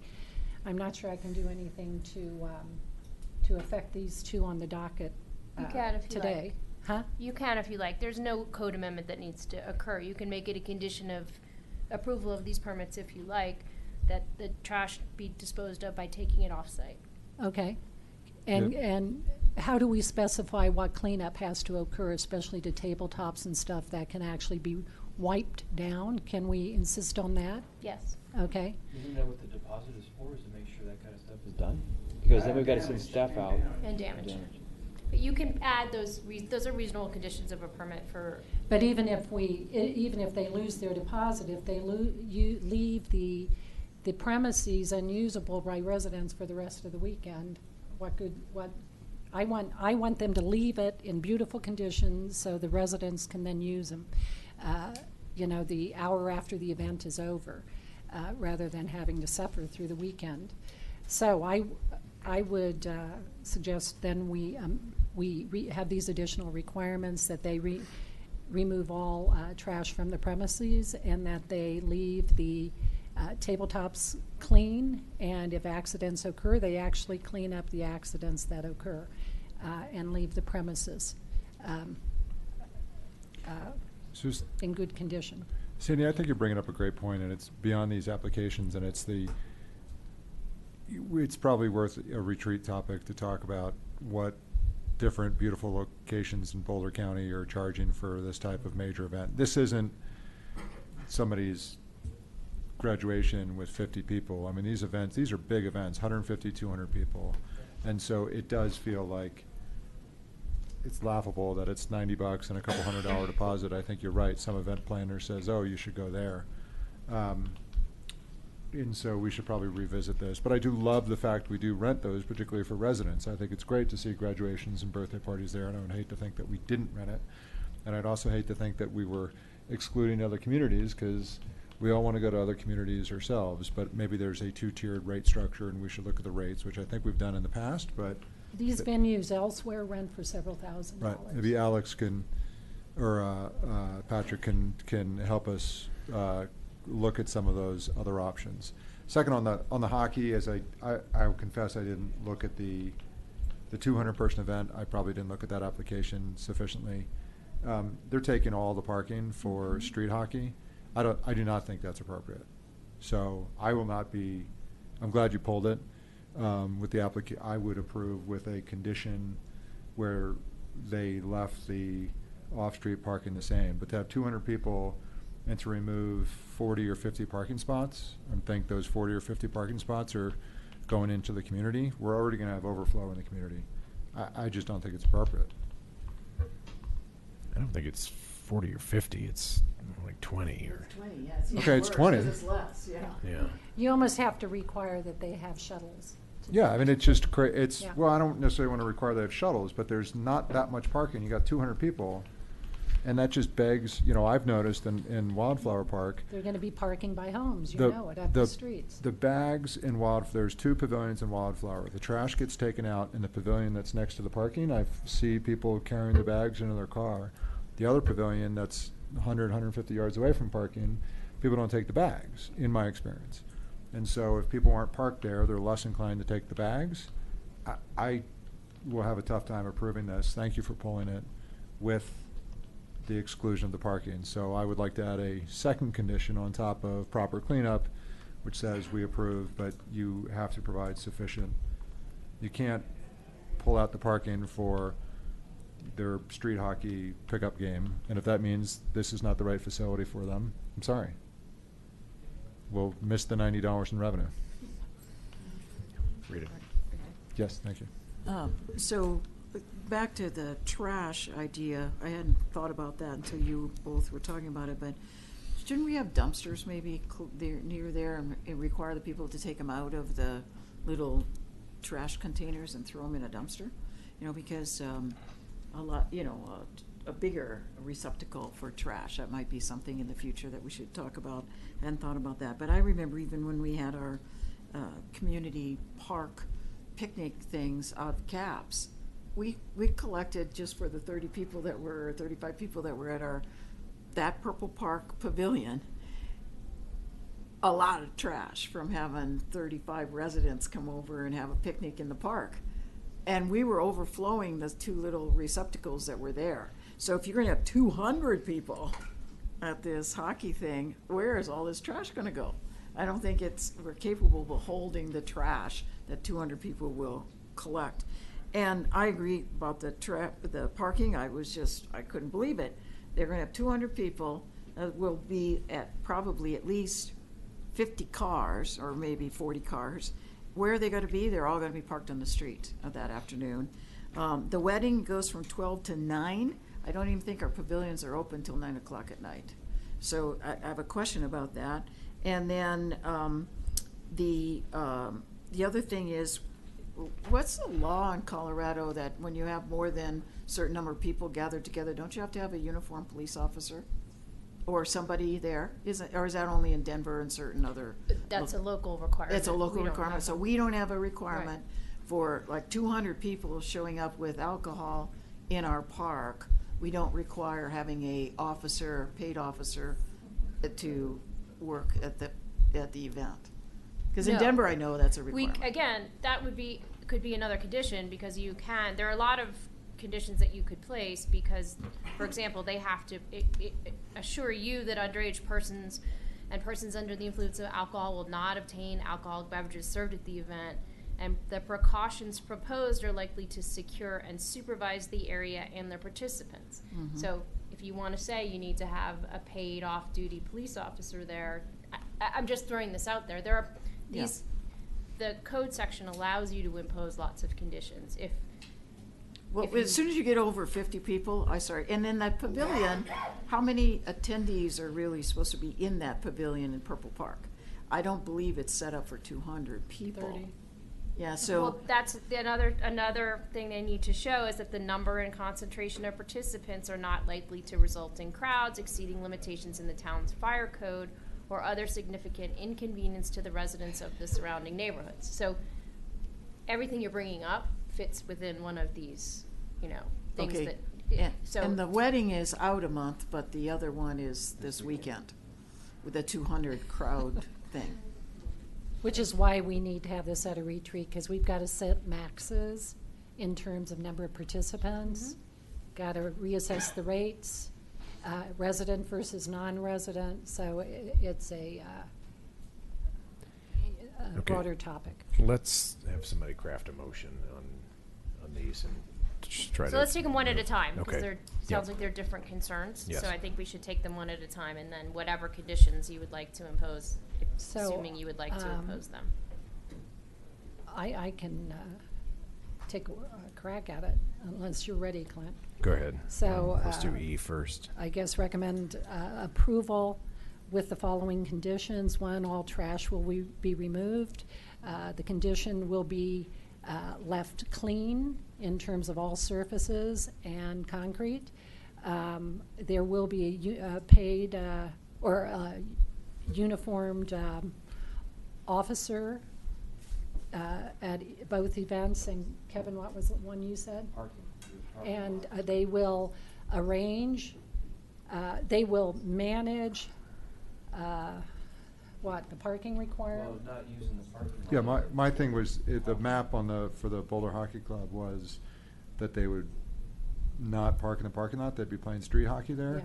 And I think we just make a condition saying that that the parking should be for use as intended, which is parking. So no street parking? No, and they could park along- in the overflow. People, it's not a no parking zone. You could overflow, but we built that lot so people would park there, right? Not for street hockey. Okay. Would an alternative though be if they want to shuttle people, they've got plenty of parking down the hill. If they want to shuttle people up to this venue and still have, I'm imagining there's probably a pretty good significance of this event. And you talk about not concentrating everybody under the pavilion. The idea is to spread people out. And I think we're, the week before their event, kind of throwing a wrench into the whole thing. If we say, nope, sorry, you can't have this. I mean, it's like taking away the bounce house. I mean, I imagine there'd be terrible sadness for, doing that. So, I mean, I think the point is we don't want hundreds of cars blocking driveways and interrupting our Saturday around this event. So get a couple of buses or shuttles or something and move people the distance or ride bikes or whatever it takes to get there. Boulder Hockey Club. But how are you going to, we're not going to be able to enforce it, that they're shuttling people. So I really don't want to see this going into the neighborhoods on Saturday afternoon. And I understand we'll put a monkey wrench in them, but good grief, they only submitted it a month before the event. Right. So So we can say arrange off-premise parking. Yeah, but what if they don't do it? And then Matt, all of aren't a they sudden. affiliated with the sports stable, Boulder Hockey Club? Boulder Hockey Club. I just don't want it to So- go into the neighborhood because the people who live in that area have not been forewarned that, and I remember when we had the disc golf event, there was a lot of stress when people went into the neighborhoods. So There is, but there's also a number. I live not in the immediate area, but I live pretty close to here, and there's a lot of things that happen at Purple Park and HOA and town related, and it's just part of the realities of living in the vicinity of Purple Park is that there's parking around it. So I'm not terribly concerned about that. I think we encourage them to do shuttles, and that's my Are suggestion. you saying to allow them? I'm saying ask them to allow- do shuttles, but allow them Yes. to play hockey on the Yes. parking lot? Yes. Well, I think they're affiliated with the sports table. Can't we ask them to park at the sports table and shuttle people up? That's what I just said. Did you say sports table? Yes. Okay, I didn't hear you say that. Off-premise parking. Down the hill at Off-premise the, parking. yes. Well, the interesting thing, they're taking away community parking too by having their street hockey game in that parking lot. If I went to That go parking over- lot is empty all the time. 99% of the time. I drive by it multiple So times a day. off-premise parking should provide off-premise I think parking. off-premise parking would be sufficient. That way, we're not Okay. saddling the sports stable as well with all of it. Perhaps they Okay. find a different location. Yep. Okay. I just don't want people going into the neighborhoods. Well, And maybe that's the thing is that we do not, because if we allow them to use that for street hockey, then we have to tell them, you cannot allow your people to park in the neighborhoods. They have to park immediately adjacent to the park, and we strongly encourage Right, you. this could just be- Because I mean- these are not local people that are gonna We are come to hitting this this event. late, so maybe this is just a phone call. But I mean, I would love to, it doesn't sound like there's support on the board. I'd love to say, sorry for the inconvenience, but you just have to park in the parking lot. We don't want to give up however many it is, 20, 30, 40 spots, whatever's in there. It's 20. But if there's no support from the board, Matt, at a minimum, I think if you could just call or have somebody call the event organizer and say, this was a lengthier discussion than anybody would have predicted. Email your participants saying, don't carpool, don't block driveways, park in the community, be respectful, and if this is a problem, we're gonna be talking to you next week, and this isn't gonna go well. Take the call-in ride. Superior call-in ride. Doesn't work on Saturday. have enough? I've tried. Shoot. I even tried to rent okay. it once, didn't work. Are we good with? Yes. All right, so recap the conditions, if you So would. the for- conditions are, This is so- for 3E. this is for the hockey, correct? Yes. Okay. The conditions are that they provide alternate parking and that that they provide sufficient parking that it's not affecting the surrounding neighborhood. I think that's the best way to do it. That they provide some sort of uniformed or private security on site. And what was the other one?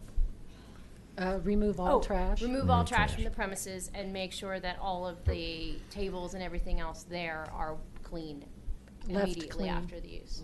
And the surrounding grass. I mean, this is huge. Sure. I mean, in terms of trash on the grass and all that kind of stuff. The But I think you're premises- specifically talking about yeah. wiping down tables yeah. and things like that. Okay, so I have a motion to approve 3E. Who'd like to, Mayor Pro Tem Pennington, motion, I make second. the motion, yeah. Second by Trustee Dozell. All those in favor? All right, passes unanimous. All right, 3F, it's going to be the same conditions minus the parking Is that, requirement. yes. No, I would include the It could be the same condition, because it would Include be, it. they would be Okay. using the 20 spaces. Yes. But if they have 100 and whatever True. people, then we still probably want to make that same Right, condition. right. Okay. Now, it's whether or not you want private security. That Yeah, was the that one. was- It's you know, still 115 people, and it is a wedding. That's not a lot of people. No, 100 isn't as No. much. 200 is crazy, but 115. The I- only thing I was concerned about is the people that are going to be serving alcohol would be the bride's mother was going to be sober and would make sure that everybody else was served. So I've never been to a wedding where the bride's mother has remained sober after she shot her. But anyway, that might just be me. It's the groom. That might just be me. Is Alex So, a man or a but woman? What kind of weddings are you going to? And I think we just need to impress upon them that they need more than one person responsible for the alcohol being served. You know, I don't want to be there policing them, but I think that they should be mindful that one person is not enough to keep track of a wedding reception of 100 people, of who's drinking and who's not drinking and the right people are drinking. And then I don't think it should go till 9 o'clock. It says 4:30 to 8. Mine says it is Oh. crossed off and 9 is included. It went 12 to 9, mine says, but I So- could be wrong. Do we Maybe have the mine same is, one? on my Alex? handwritten, The condition for the off-duty police officer, is that included or not? No. no. Is it? No? Okay. No. I don't think that's necessary, No. but I just would impress upon them, they need more than one person remaining sober and making sure that people are drinking that should be drinking. And then what about the hours?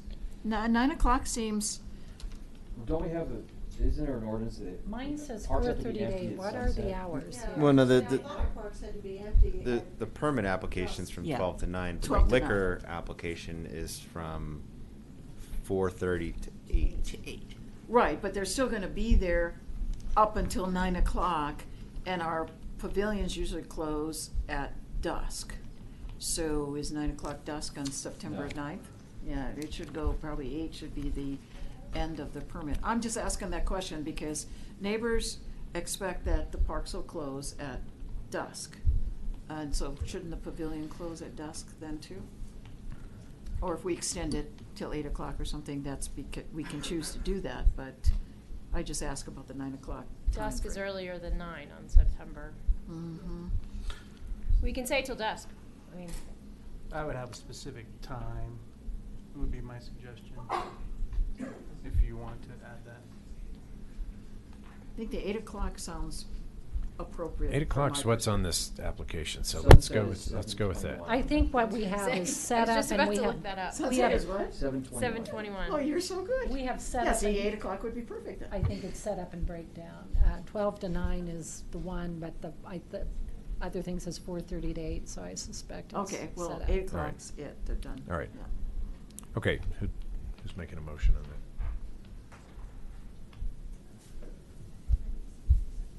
Motion? Well, Don't move we have- approve it with the conditions of all trash removed from premises. Clean up. Clean up and all surfaces, et cetera, left clean. And it sounds like we don't want to impose parking. well, I think it could be the same condition that the parking minimize any disruption or Right, adverse effects right. on the neighborhood. But we're not going to impose the uniformed officer or anything. Okay, so no uniformed officer on All that. right, motion by Mayor Pro Tem Pennington, second Mayor Folsom. All those in favor? All right, passes unanimous. All right. We're done with the consent agenda. All right. Thank you all for your patience. Didn't expect that to go as long. We are now going to continue our public hearing and adoption of an ordinance and resolutions approving a residential development in the associated metropolitan district for property located at the intersection of US 36 and South 88th Street on approximately 21 acres, also known as the Anderson property. So again, this is a continued public hearing from our past meeting. Recognize a number of members of the public are here to speak to this issue. Let's have a quick staff introduction with potentially updates, and then I'd like to be respectful to those who have come to speak to us tonight and hear from them sooner rather than later during the process. So, Stephen. Thanks, Mayor. The applicant is here tonight. They'll present briefly any changes that they made since the last public hearing meeting, and then any questions from the board. The board wants to take public comment. And just before we start, I just wanted to mention, I know a lot of the discussion at the prior hearing was focused on traffic concerns, which is certainly a good discussion to have, but I just wanted to be clear that what we need to focus on for this application are the traffic impacts caused by this application. To the extent there are existing traffic problems that may be in some way exacerbated by this, that's certainly a discussion for the board to have, but that's not, anything that's not directly related to this application should be pushed to perhaps another forum, or I'm not trying to stop any public comment, but we don't want to make it a condition of this application that this applicant deal with traffic issues that were present already. So. I want to make a suggestion also. For, just like the last meeting, we have an estimated stop time of 10:30, and I'd like to stick to that and not rush this through, because there is going to be a lot of public comment on potential traffic issues, and that's not even dealing with the heart of what we're supposed to be talking about tonight. And so we shouldn't rush this thing through, because if we're at midnight still talking about traffic and all that, I mean, we're wasting our time. So I think that we should plan on carrying this over another meeting, and not try and rush it to get through. Well, if necessary. Sandy? I suggest, because of the number of people in attendance, we actually start with the public hearing. I mean, with the public comment. I'd like to hear it. I think we definitely need to hear the updates from the applicant. That's what I said earlier. Is I'd like to hear the applicant's introduction, then go to public comment, and then we have board discussion and questions from the board. So we'll welcome the applicants back. Thank you.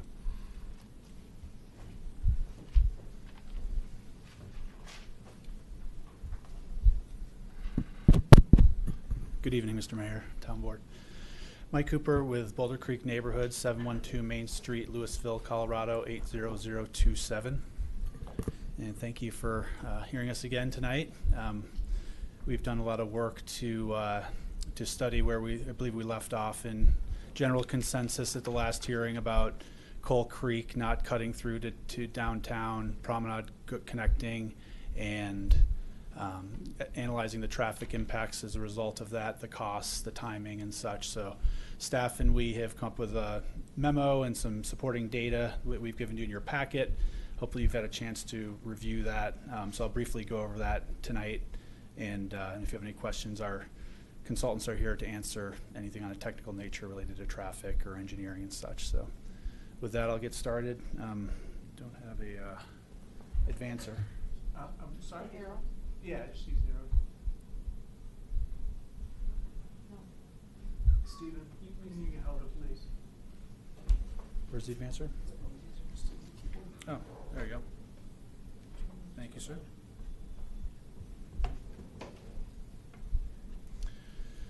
So as I mentioned, traffic, costs, and site planning. So our first step was to get with Ranch Capital and Toll Brothers and have them look at their site and how we could have a one connection to downtown. As I mentioned previously, they can accommodate one connection, two would be challenging. So that worked out well, taking Promenade through as opposed to Coal Creek. So this looks rather conceptual in nature, but there was some engineering background. Jim Brostovich with Civil Resources, our engineer, as well as Town Center. So he was involved in sizing up the detention pond. So really, this is just a rough sketch to show how it could conceptually connect.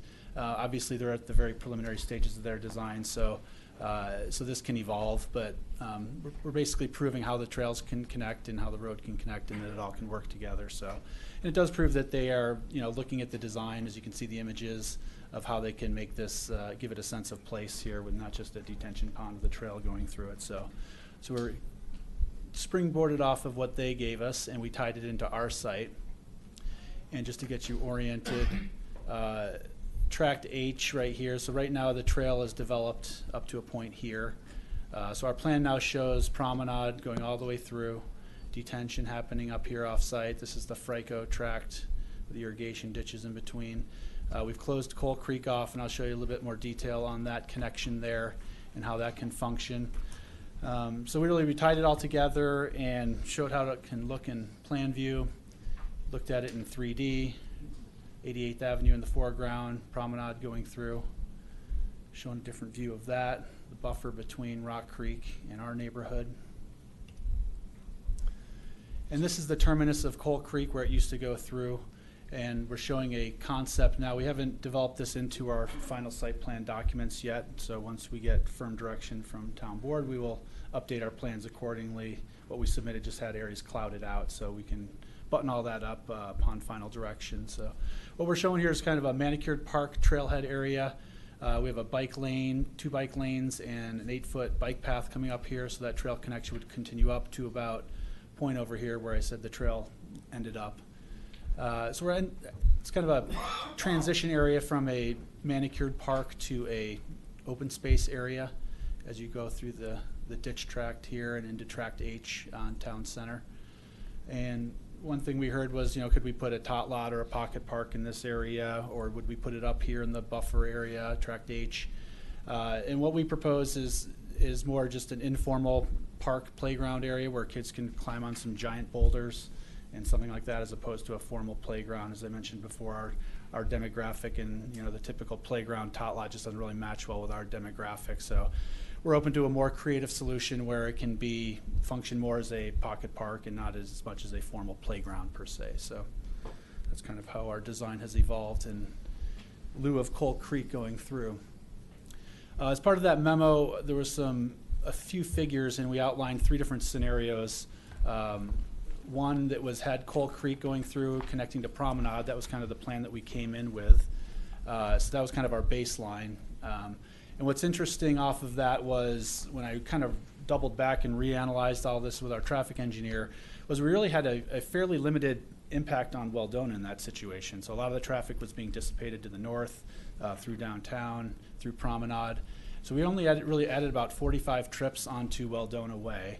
And then as we continued the analysis, cutting off Coal Creek and keeping Weldona open, we looked at that analysis, and the data was kind of interesting, and I outlined that in the memo. I don't know if I have it handy at my fingertips here.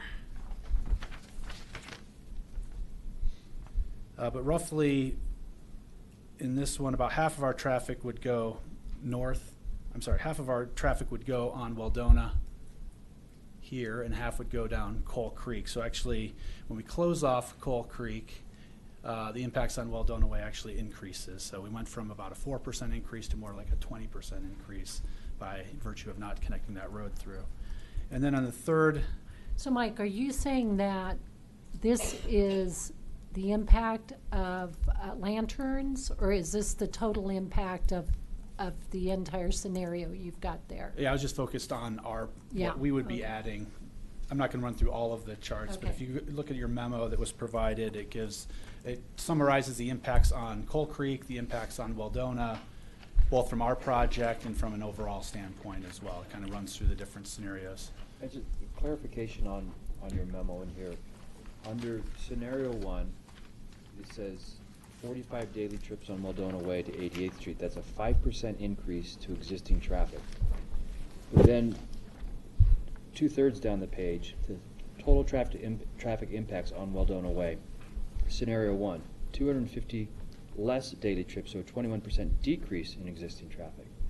So one says a 5% increase in traffic on Weldona, the other one says 21% decrease. Yeah, so when it says total traffic's on impacts on Weldona Way, that's in a scenario where the baseline was having a connection to downtown. So there would have been a lot more traffic coming through Weldona. So once we closed it off, a lot of that traffic went away and it lessened the impacts onto Weldona. So that's the rationale there. Does that make sense? Not really. I mean, because they're both scenario one. So I'm not following that. Chris, you want to clarify that? Here's the chart that shows those numbers. My name is Chris McGranahan with LSC Transportation Consultants, and I worked with Mike to put together this traffic study. These addendum figures. I don't know if you can read these numbers; are kind of grainy here on the screen, but the traffic on Weldona, we've counted it over the years, and it always seems like it's in the 12 to 1,400 range. It's been higher, it's been lower, but this was the number we used was the baseline of 1,200. Can you just enlarge it, please? Yeah, that might be just that table might be all we really needed. How would I? No, just go. It's in your packet. Yeah, I've got it, but Yeah. we've got a public room full of people.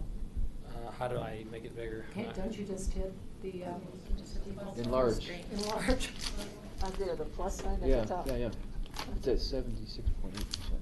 There you go. I'm going to just move it up. Hopefully it's not grainy.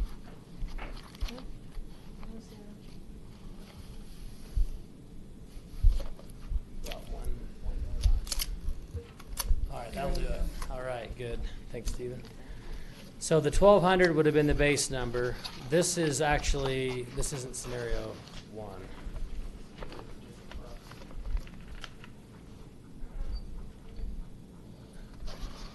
Pardon me if I get this back. There it is.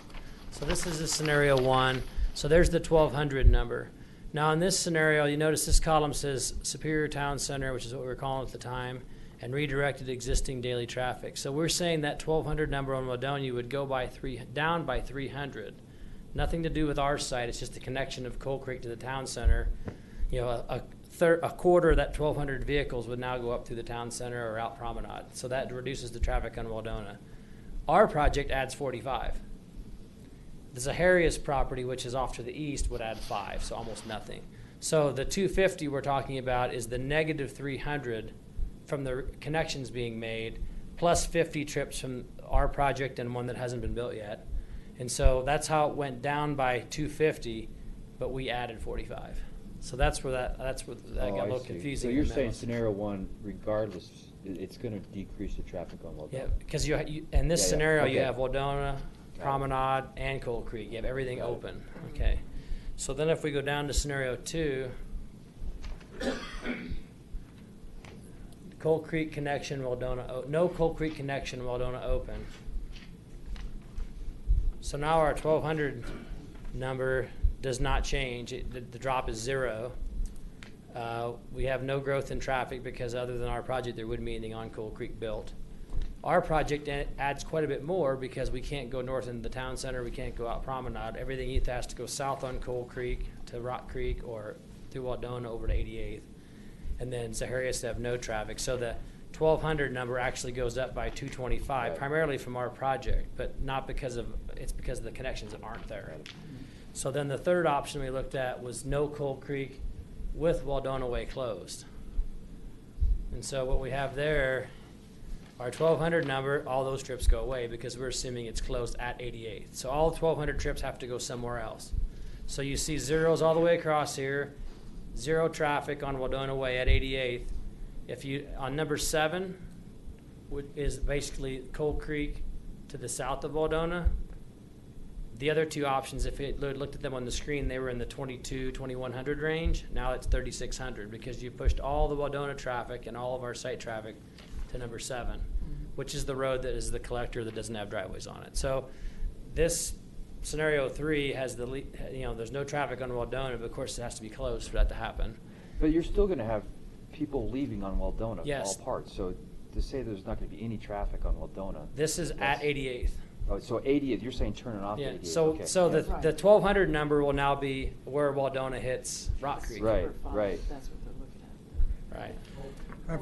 Coal Creek, my bad, sorry, good catch. So you- these 1,200 trips, instead of it being 1,200 at Waldona just west of 88th, it would be about 1,200 trips on the other end of Waldona where it's going out to Coal Creek. So, Right, they Right. go out the other side. so this number is, the two numbers that are dramatically different are these two. So the collector, Coal Creek, goes up quite a bit, and Waldona, the local street, goes down quite a bit. So that was the intent of this memo, is to show that if you closed Waldona and didn't have the Coal Creek connection, you know, these are the numbers you get. This is the highest number on Coal Creek, so probably puts the most pressure for some kind of enhanced traffic control at Rock Creek, whether that's a signal or maybe a roundabout or something like that. The other two scenarios, this number 7 number goes up a little bit, but is generally consistent, and Waldona Way is kind of the same way too. It goes up a little, but not by a ton. So the first two options don't have huge effects on these roads. This third option has a big effect, but the effect is to push traffic from the local to the collector. So. And I can come up and answer more questions on this. I know it's a little bit in the weeds. We tried not to make it too complicated, but it's a lot of numbers, so it is. So this is good, and this is what you do every day, so it's a lot of, it's numbers, but it's helpful detail. I assume you're considering, so I get that under the scenario where Coal Creek gets extended, people will drive north instead of south, and so that will, in your analysis, presumably have fewer people that are trying to do the cut through on Waldona. And I get that analysis. Are you also taking into account, since this is 2038, the 1,400 residents that are in downtown, and the fact that some of those residents are not necessarily going to go north out of downtown Superior? Sure. Some may choose to go to south into Broomfield or to Monarch. Mm-hmm. So, let me see if I can go back up to the very first figure. Might be the best way to show this. Okay, so let me go just a little bit over. Okay, I'm gonna go up for just a second to find the right. Number 1, right there, is Right. this future connection that goes into the town center. Right. Regardless of where it connects on the east and south. Okay, so so number 1 is the location. So number 1 is currently 0 because it doesn't exist. Right. 3650 is 3,650 trips. That's how much traffic is expected to be on that road when everything's connected. Most of that is the downtown Superior traffic. Coming down Promenade. Either Both ways? yeah, it'd be like half of that going one way and half going the other. So 1,800 or so going towards the town center, and 1,800 coming back from the town center. So does which number then shows those 1,800 on 88th? Let me see which number 88th was. Hold on. 4, 5, and 6. That's exactly right. Yeah, so 4 is where you go to the north, Right. and 5 is to coming the out south. of Waldona. So Yeah. 4 and 5 are the two numbers. So there's 1,100 and 1,125, and then the other third went down Coal Creek. So it's like a third goes north on 88th, a third goes south on 88th, and a third goes Coal Creek down to Rock Creek that way. How would they go down Coal Creek if? Okay, that's one of them where. I'm Coal Creek looking is at just connected. scenario 1. This one is Okay, this yours is a just on scenario where scenario one. everything's open. Okay, and I was so- looking at the last one. Okay, Yeah. thank you. Yep. All right, so I think Mike may have a few more So slides. tell me on that scenario, the net impact on 88th Street. I know you have 4, 5, and 6 depicting it, so we can just take an average. 12,600, and today it's 9 to 10. Yeah, so I need the delta. I would have. For which liked project? For the the- delta have been computed between 9,400 and 12,635. Okay, so number 4. So if you're going across 36 over the bridge, that's what number 4 is. Right. So this is what we counted a while back. That number changes from day to day, Right. but that's 9,400. 1,325 is how many trips are added to that section from the town center connecting to 88th. I'm actually meaning just doing the math. Total Oh. trips in 2038 is 12,635 minus 9,400, an additional 3,200 trips on average Yeah, from at these those 4. locations, 4, 5, and 6 a day. Yeah, so number 4 is existing. The The 1325 is town center traffic. The 1100 is growth, is from background growth. 135 is from the project before you tonight. And 675 is from the Saharias property, from their traffic study that they had done previous to what was just submitted. So I'm not sure. But the net impact is those 30, on average, 3,200 cars a day. Right, and 135 are from this project. Right. Yeah. And that 135 will be at that location regardless of how we connect this, because they're going to get to that bridge regardless, whatever option we give them. They're either going to go out Promenade, Waldona, down Coal Creek to Rock Creek and back up 88. They'll end up at that spot. But that's, I guess that 35. was my, you're assuming the same amount of cars are hitting 88th, that if you're leaving downtown Superior heading south between scenario 1 and scenario 2, you said a third of the cars are going South Coal Creek, a third of the cars are 88th, yet your results on 88th in numbers 4, 5, and 6 are always the same between scenario 1 and scenario 2. Some people might choose to escape, not go 88th, they might head out towards Rock Creek, let's go over to Rock Creek Parkway and down that way. Well, number 4 is going to be the same no matter what we do, because it's outside of all the different options that we're providing. So number 4 is 88th Avenue as it crosses 36. So that number is not going to change unless we completely close off any option. So that number is going to be the same. This number, in this scenario, we're assuming that Since you've blown that up, which scenario are you in? This is the South on 88. You're on the Promenade scenario. 1.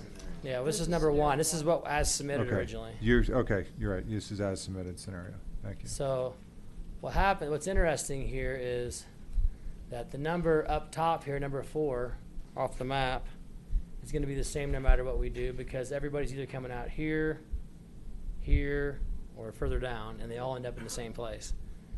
If you went down here, if you were to extend this to the roundabout that exists at 88th and Rock Creek, just east of that, the number is going to be the same no matter what we do, because they're all trying to get to that exit to the study area or entrance to the study area. So the only thing that really changes is, do they enter here, here, or down here at the roundabout? And so at 5, if this intersection is open, some people go north, some people go south. Okay. If you leave this open and close that, the people that came out of here and went right now aren't there anymore. So that's a reduction. But then they come out here and go north, so they're added back in. So it's kind of a wash. And the same thing down here. So these numbers end up being fairly similar. What changes dramatically is Waldona and, the turning movements, who goes where. But that's why the numbers we put this table together. At first it seemed a little confusing, and it can be confusing because of all the numbers, but working with town staff, particularly Alex, we agreed that at least if we did it this way, you could follow it if you had time to sit down and just focus on it, because otherwise it's just a lot of numbers that are hard to follow. Right. No, we're trying. So, but that's kind of the idea, is that this matrix has what, 5 components: existing traffic, the effect of connecting all the roads, the growth in traffic just because it's a growing community, the project before you, the Zaharias property to the east, and then what the net total is. So Yeah, but see, we get lost in the numbers, right? So it's the change.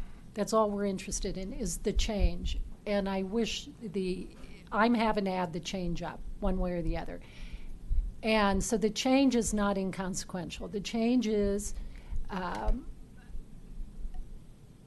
would contend that the change is that last column, minus the first column, adding back in the background growth of daily traffic, because that's going to happen no matter what, right? This column.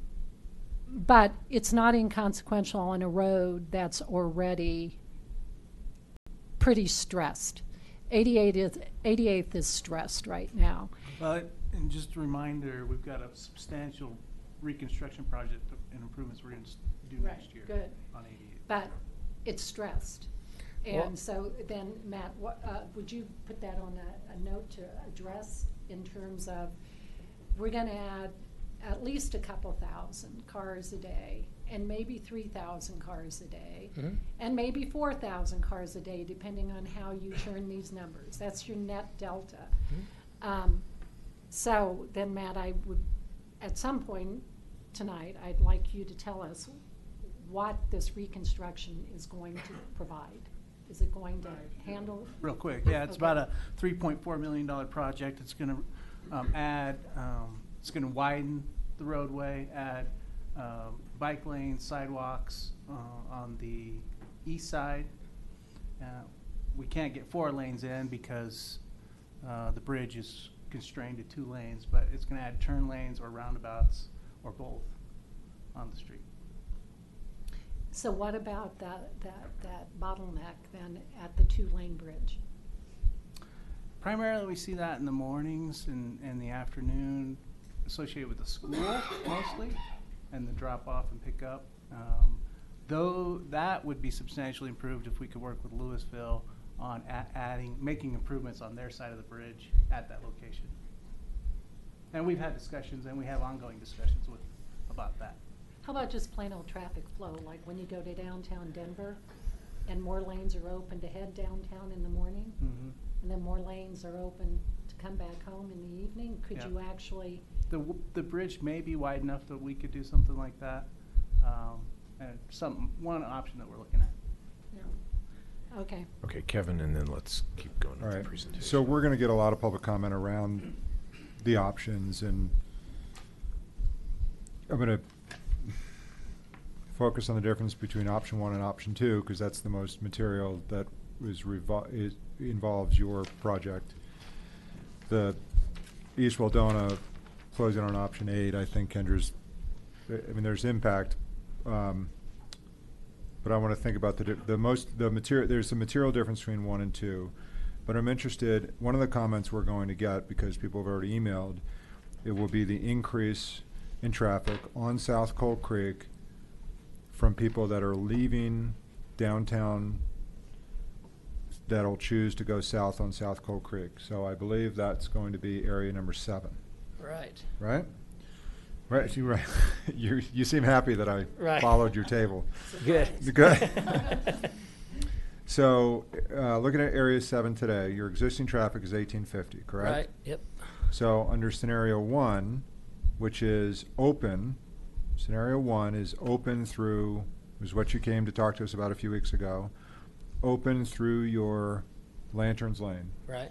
Right? And that 2038 traffic projection is 2235. Yes. Let's just round up and call that an increase in 400 cars per day. Mhm. Fair? Yes. Okay, so now I want to compare that to scenario 2. Of course, we had the same baseline at 1850. And so your traffic increase would be 2,195. It's very similar, yeah. So you're talking about a difference of about, your projection, a difference of about 40 cars. Yeah, between the two options, yes. Between It's those two very options. similar, for 2 completely different reasons why they come to those numbers, but they are about the same number. So now I want to, in the summary of what you're proposing, you didn't talk about the costs. So now this is, Mike, this is probably back for you. Yeah, you would be right. So, your summary of what you're proposing, maybe if you could just discuss quickly before we get to public comment. You as the applicant would pay for the connection into downtown Superior under scenario 1. You and Ranch Capital, there would be no, under scenario 1, which is connection of Coal Creek into downtown Superior, you and Ranch Capital are paying, there's no impact to the town. I believe you're correct, because we would meet up at our property line, and we were proposing to take Coal Creek to the edge of our property. Okay. So under scenario 2, which is the new Promenade Drive, I don't have the number in front of me, but let's round up and call it about $1 million is what we heard last time, and I think that number's been, depends on if there's a traffic light or what there is, but it's called $1 million, and I think you're proposing through the discussions over the last couple of weeks to pay how much money? It was about 1/3, and when we say pay the money, what I was proposing was that we would actually construct a half street from here all the way to the 88th, and we would contribute funds for the 36 bike path. And when you add it, and then there's some storm sewer in the road here, but that would all come out to about 300 and I think 75,000, 394. Yeah, Okay. it depends if you contingency and So design. rounding. About 1/3. of Right, the about a total cost of third, the- so the town would have the difference between scenario 1 and scenario 2, about $600,000 in costs. The benefit, recognize I'm excluding Weldona for the purpose of this conversation, not because, I want to say something, but I think that the town attorney told me I want to keep Weldona out of it for a minute. It would be $600,000 increase to the town based on the traffic engineer study to prevent about 40 cars from going on South Coal Creek. I can't ascertain to that. I'll defer to Chris for that last part, but Okay. the cost, I The change in traffic statement is correct if you're ignoring impacts to Weldona. Okay. I am ignoring impact to the Weldona because now wait a minute, now I want to, let's just talk about that for a minute. If I stub Weldona, show me what number Sure. 7 does. I stub Weldona, It's 3,600, it's 1,400 vehicles higher because you're sending all the Weldona traffic back down Coal Creek. So this 1,200 back to over that here, connector. this 1,200 on the far left here on Weldona goes to 0, and the 1,850, you pick up all these other trips and end up at 3,600. So if you close Coal Creek, But that's and that's close Weldona. traffic that exists today on Weldona that is now going to be largely Weldona traffic that's now going to be driven to South Coal yeah, Creek. the biggest impact to number 7 is closing Weldona. Because that's not your site or downtown Superior, that's the neighborhood of Amherst, Weldona, others that are. Yeah, what's interesting, if you look at number 7, the existing traffic on the collector Coal Creek is 1,850, and Weldona is over 1,000. So you've got not a whole lot less traffic on Weldona than you do on Coal Creek today. So if you close Weldona, you're going to get a lot more traffic on Coal Creek. Okay. This is really good analysis, thank you. Yep, Say that thanks. again. The traffic on Coal Creek right now, down here towards Rock Creek, is just under 2,000 cars a day. It's 1,850, or it was the day when we Right. counted it. Number 8 here at Weldona, right west of 88th, is 1,200 cars per day. So it's 2/3 of what the Coal Creek traffic is. So it's a local street with driveways that has 2/3 the traffic of the collector street without driveways. If you close this number 8 location, those 1,200 trips can't come out here anymore. They have to come out somewhere else, and without a connection north, almost all of it's going to come out Coal Creek and Rock Creek. You might get a few work their way across, but it's not going to be very many. So So why that did- number 7 number goes from 2,200 or 2,300 up to 3,620, so it's a much higher number. So why did we not provide a 4th scenario with no Weldona connection, or did we? No Weldona connection, but a Coal Creek connection. There you would probably have a similar volume. Here, the 3,600. This is my guess. We didn't look at that, but that would probably be what I would guess you'd end up with. The problem, obviously, if you connect Coal Creek and don't have Promenade, what happens is the town center traffic's incentivized to come down and come through Weldona and go up. So the Coal Creek being open is going to force a lot more traffic on Weldona unless No, Weldona's I've closed. got Weldona or- closed and Coal Creek open. So what about Promenade? Would that be open? Huh? If Well, this is what's troubling about this scenario analysis. It only goes so far. Yeah. Right? So if you were to do all the options, which some are pertinent and they weren't done, one is no Weldona with Coal Creek open, and a second one with Coal Creek open and Promenade open, right? Both of those are relevant, right? Because it disperses traffic. Right. Anyway, and there are a couple other scenarios I would like to have seen. Once you become proficient in how to read these, then you want more. Right, sure, yeah. Right? And we didn't want it to be death by Yeah, scenario but, either, so we tried to pick 3 So that were Kevin, I most want to likely. hear the end of your analysis. You asked the net cost of the first 2 scenario, difference between, was there a net cost question? Then here it's going to take money to close Weldona. Well, I'm just trying to, I'm eager to get public comment. I Yeah. just want to, I want people to recognize that, you know, we talk a lot about fiscal responsibility, and I'm not trying to grandstand yet or ever. It's I'm worried about, you know, you push one part of a balloon, the air's got to go somewhere. You know, the biggest impact to traffic on Coal Creek, which I hear people are worried that they don't want a ton of traffic on Coal Creek. It is a connector with no back out drives, but we don't want to overwhelm an area and make it unsafe. That's my biggest priority. The driver of that, much of the driver of that is Weldona, but we frankly don't have much of a choice but to stub Weldona if you open up Coal Creek, because the people from downtown Superior are going to take that cut through. Your analysis is good, and it's, you know, of course, that's what most people are going to do, especially if you're going to Monarch. You're not going to drive the extra, you know, you're late for school. You're going to sleep that extra 2 minutes. You're a teenager, and you do what you got to do. Well, what's worth noting is all three of the numbers we talked about at number 7 were in the 2,000 to 4,000 range. Like this one's 3,600. The other two were like 2,200 or 2,300. Those are perfectly normal volumes for a collector with no driveways. So I mean, it may be an increase, but it's not going to be like trying to pull onto McCaslin. You know, it's not like that. It's not McCaslin's 20 or 30,000 cars a day. This is 2 to 4. What about from a since you're here? I mean, I know we're going to have more questions for you, and it Clint's. Okay, never mind. I'm going to reserve my questions until after the public. Okay. Let me just ask the follow-up. You said about normal volumes for Coal Creek. What would be a normal volume for a road like Weldona? Not every community, but most communities I work in draw the line at back out driveways at around 1,500. So Weldona's close to that number. So it's where you'd expect to hear people will have issues with being able to back out. So. Okay. And for Coal Do we Creek, have any it's further? what?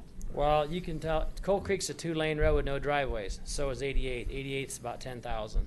So that's what 10,000 cars a day feels like on 88th, and it's not the easiest to get out of sometimes. So we're less than half of that. So, you know, So I'd you'd say 10? you know, 5,000 to 7,000 on Coal Creek would work pretty well. I mean, it may not be what the neighbors want to see, but it's the road to take it. It's the road that's designed to carry more than 1,000 or 1,500 cars a day. Okay. Do we have anything further from Mike to Thank you. finish out the presentation? Thanks.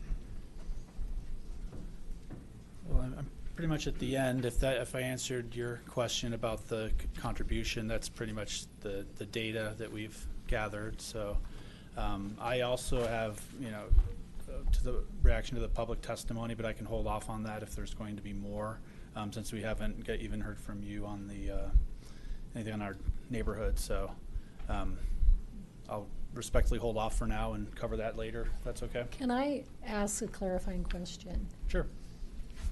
Where did Promenade come from?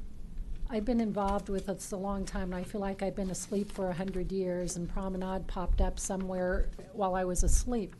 Where did Promenade come from? That's a great That question. Promenade connecting to 88th come from? I shared the same question. I asked that not too long ago, and I believe it was from a PUD amendment from Town Center. Yeah, And I can add to that as well. The downtown Superior development has always talked about 5 major connections. 3 on McCaslin and 2 to the south into Rock Creek. 3 on McCaslin are Marshall, Main Street, and Discovery Parkway. And the 2 to the south are South Coal Creek and 88th.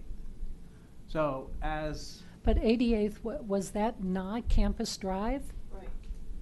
Where did Promenade connecting to 88th come from? that was in the PD amendment, the first PD that was a PD amendment that was approved, and it kind of dead ended at the end of the, because we weren't sure where it was gonna, what alignment it was gonna take. But when did it not dead end anymore? That's what we're trying to figure out now, as part Yeah. of the Toll Brothers Yeah, I'm sort of application. totally weirded out that it just We've popped always up. talked about 5 major connections, though. That Campus Drive to me was the 5th, not Promenade at 88. No, Campus Drive was a new connection that came out of But it's in the discussions. PD plan amendment. It is One, now. it was in the Yes, PD yes. plan amendment 1. But the original 5 connections did not include Campus Drive. Well, that would have been before we had a PD plan amendment, because PD plan amendment 1 has Campus Drive If you go back and look drawn at the in there. town center documents back in the early 2000s. Oh, well, So- you're not talking about the Ranch Capital. So, No, so no, we're only talking about Ranch Capital. Promenade is not, Promenade linking to 88th, am I correct? It's not part of your application? That has nothing to do with you. That was just a scenario that you had to work around It needed to if go it through our happened. property, correct. Right. That was the only Okay. place it could go through. So Kendra, your advice to us at the beginning. Promenade Connection 88th is not part of this app. Correct. Okay. Good enough. But what about the offer to pay a third of the creation of at least one side of Promenade from their property down to 88? So that's part of our proposal. Yes. We need that for, Right. given the timing that has recently come up that Promenade would not be built immediately. Yeah. We need to have that emergency vehicle access road.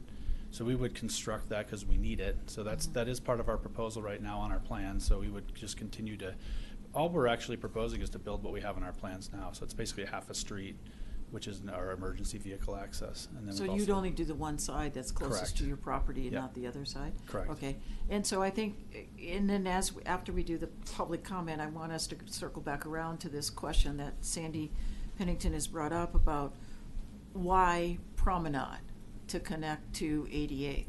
Because we're proposing to add 3,650 cars to 88th that were never there before. And that's, again, outside of your application, but we'll talk about that when we get there. Okay, thank you. All right, thanks. Okay, we would like to hear from the public now, and I would ask that you just give a wave when you'd like to come up, and if you'd be just respectful of everybody else that wants to speak, and let's try to limit comments to 3 minutes if we can. And if you hear comments that you were going to make, maybe amend those to just so we can try to get through as many people as we can. So, all right, I'll take public comment. Just give a wave, and I'll signal you to come up and start with your name and address, please. Yes, sir. Okay, go ahead.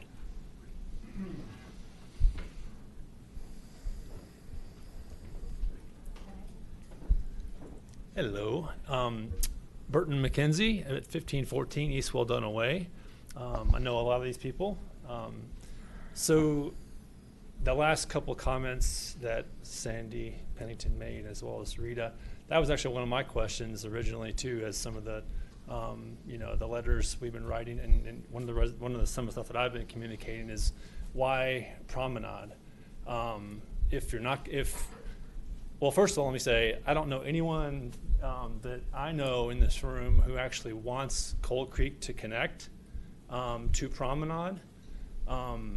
And I don't know, I think that a lot of you don't want that to connect either because it goes through a neighborhood that's going to be new to our community. So why would you do that? So if that's the case, if you don't have Cold Creek connect to Promenade, I'm not quite sure why we need Promenade.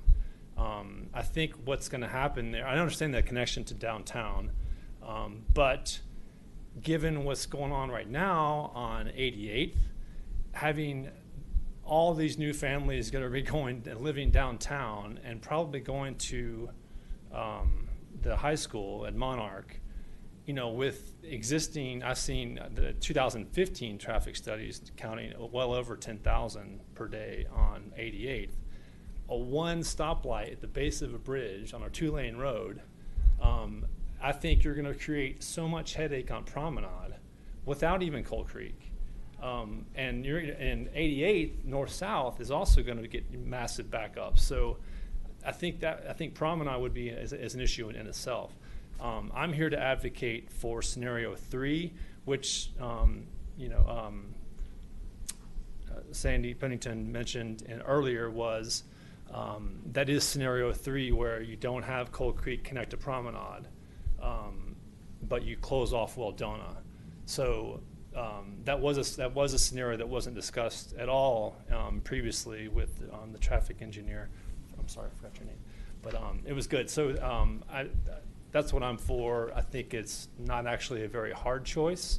given what's happened on Waldona, and what is expected to happen if it's not closed. I mean, it's already, I saw over 1,400 per day on Waldona, just calculated in June of this year. So that's what I'm here for. Thank you. Thank you. Additional public comment? Okay.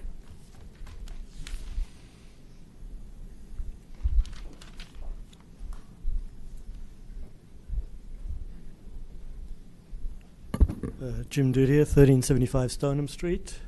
I actually favor scenario 1 because it's only a 20% increase on South Coal Creek. It reduces Waldona traffic, and all of these have a promenade connection, so the cost between these three scenarios is pretty much the same. But I mainly favor this because of the ability of this whole neighborhood to go to the town center easily. And if that connection wasn't there, they'd have to find a way through either Waldona or south and back up through 88th to get to the town center if promenade is there. So that's a pretty roundabout route, and the direct route along South Coal Creek, which doesn't have any driveways, with only a 20% increase in traffic, I think that really makes the most sense to me. Thank you. Additional public comment? Yes. Hi, I'm Linda Steelstra, and I'm actually in a unique spot because I'm on Wildona and Coal Creek, so both of those scenarios affect me. So not quite as one-sided as some folks, but first of all, I just want to say I really appreciate the builders. I appreciate that they have considered closing Coal Creek. I'm not sure that I really believe in the numbers that would only be another 45 trips. That seems like that can't possibly go out to as many years as we're seeing. So I think that, just having the foresight of looking at ending that with a park, having the foresight to figure out how to make this community work within us. I appreciate the boulders and the different things that they were putting up in it. I realize that their demographic doesn't like to crawl on things, but mine does, so I appreciate that. But I really just am having a hard time with that 45 cars on Coal Creek. That's my backyard. People are speeding through there at all hours of the night. It's loud, it's intrusive, and I just think that there's a really big issue that's coming down the road with that. And I really appreciate scenario 3. I appreciate you guys bringing that up here. That means a lot to us that we could get to a point where we could just kind of cap it off and get to a point where it can end. So thank you. Thank you. Yes, sir.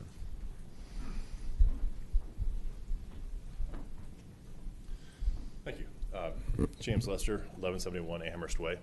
And then this is kind of directed to the traffic experts as well, but I'm not sure these numbers consider people from the southern part of the neighborhoods deciding that Coal Creek would be a ideal way to get to town center rather than going through Rock Creek Parkway and McCaslin.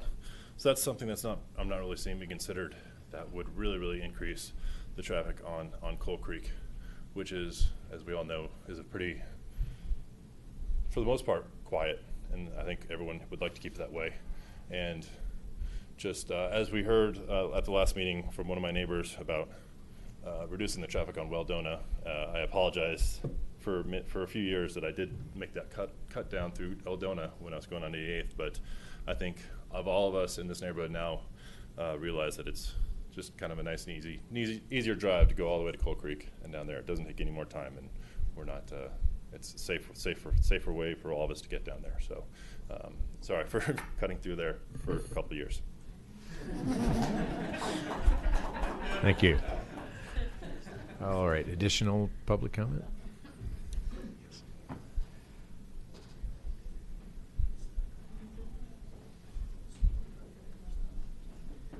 Dulcie Brown, 1404 East Wildona Way. I just really have a hard time believing the Zaharias numbers where it's only going to increase. It wasn't this scenario, but it was another one. If you don't close off Wildona Way, there is no way in the world that Zaharias traffic is only going to affect Wildona Way by 5 cars. That's crazy. That just doesn't make any sense at all. So I think I wrote to Mark a couple days ago, you guys just keep kicking the can down the road. Take care of Waldona Way. Do whatever you need to do here. Don't make the neighbors go crazy on Cold Creek. Create the neighborhood that it should be. You know, Amherst should be its little neighborhood. Waldona should be its little neighborhood. The poor people that live on Cold Creek and Waldona, you're bottlenecking them off. You're going to make their front yard miserable and their backyard miserable if you don't do something about Waldona and Cold Creek. Thank you. Any more public comment? Yes.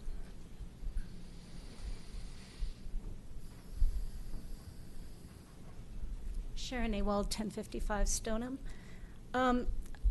I am here to advocate for scenario 3.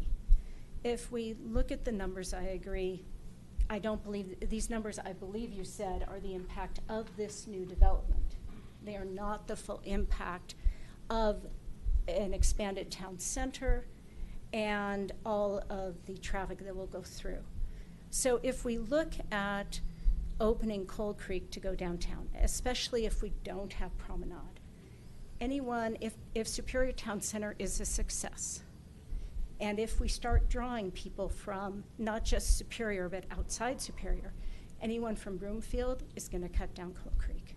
Everyone from South Superior, especially on the east side, is going to cut down Cold Creek. We're going to have a significant increase in traffic. And Cold Creek is not equivalent to 88th. 88th is designed as a throughway. It only has one road going out onto it from the west side, which is Waldona, which needs to be closed. And then from the east side, it just has one.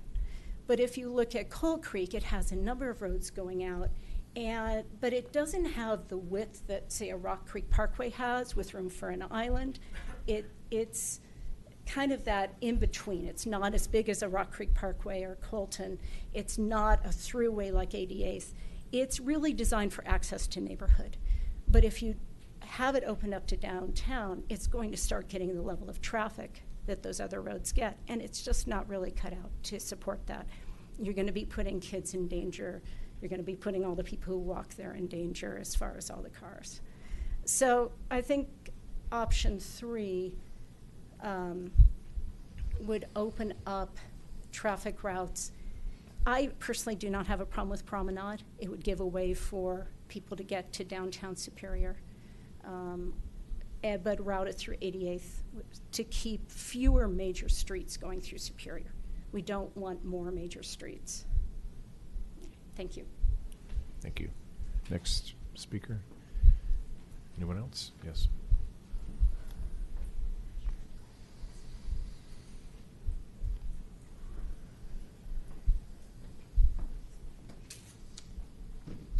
Chris Deerdorf, 1428 Amherst.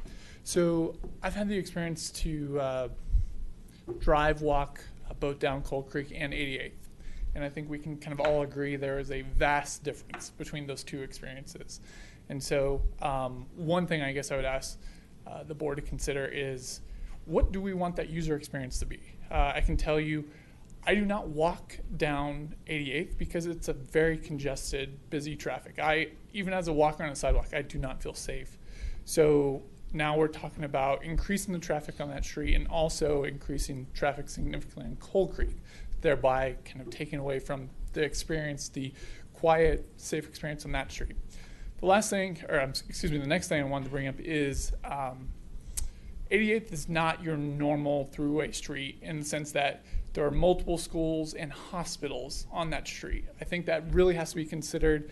I've left my house with 10 minutes to get to a doctor's appointment at a Vista and been late because the traffic is so bad on 88th. And I know there's proposed constructions. I'm hearing sidewalks, bike lanes, maybe alternating lanes. I think we need to be really conscious about, is that going to be enough to address this increase in traffic volume? And then, I think the last thing is there was a discussion about a pocket park. Our area really lacks a good park for kids. And so, yes, maybe the new development isn't going to necessarily, cater to a lot of families and whatnot, but nonetheless, the area is a family area, and I think would merit a good park for kids. So, thank you. Thanks. Additional comments?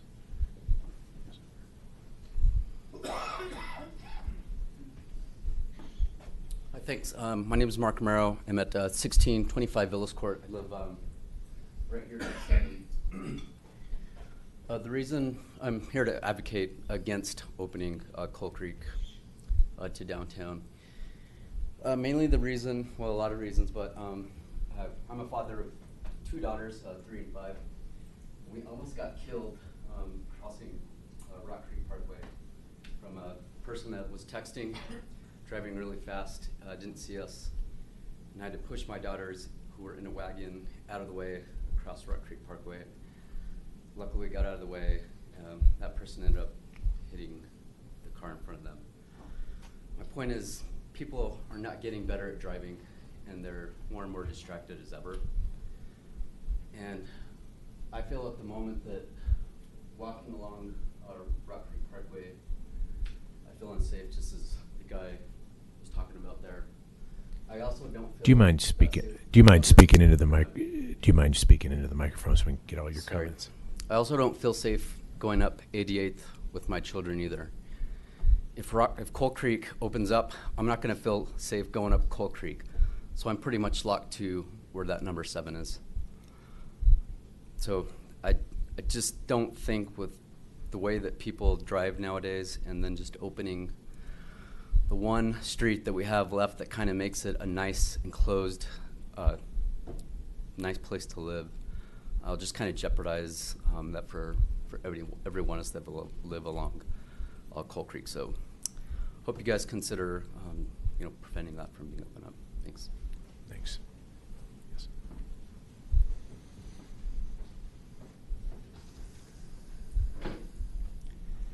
Hi, my name's Elizabeth Nelson. I live on 1186 Amherst Way. I am very much in favor of option 3. I also walk up and down Coal Creek, drive a lot with my dogs, with my family members. I love, I've been in this town for 19 years in that same house, and I love the quaintness, the quietness. I'm a little worried.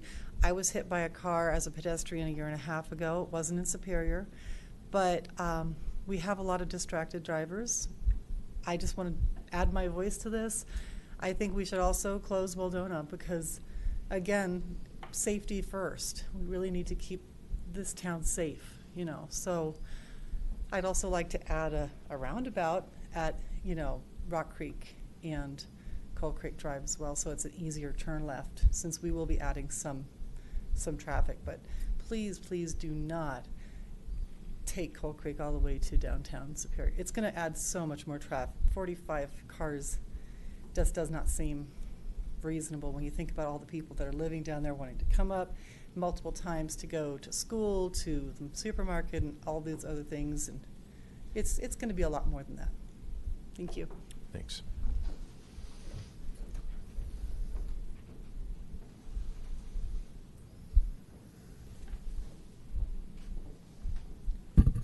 Guy Romer, 1234 South Waldona Lane. I'm obviously for option 3 as well, closing Waldona. The bus stop for our children is right at Coal Creek and Akron, where Waldona enters into Coal Creek. So we have to cross that road every day to catch the bus during the school year. So adding another 1,200 cars would make that more challenging. Also, once the kids reach 3rd grade, they're allowed to ride their bikes to school. So I actually have more fear of the kids crossing Coal Creek than going across the light at Indiana to get to the school, just because of people going 35 down that road or more. So, option 3, in my opinion, just for safety alone, is the best way to go. So, thank you. Thanks. Additional comments? All right. Yes, Suzanne.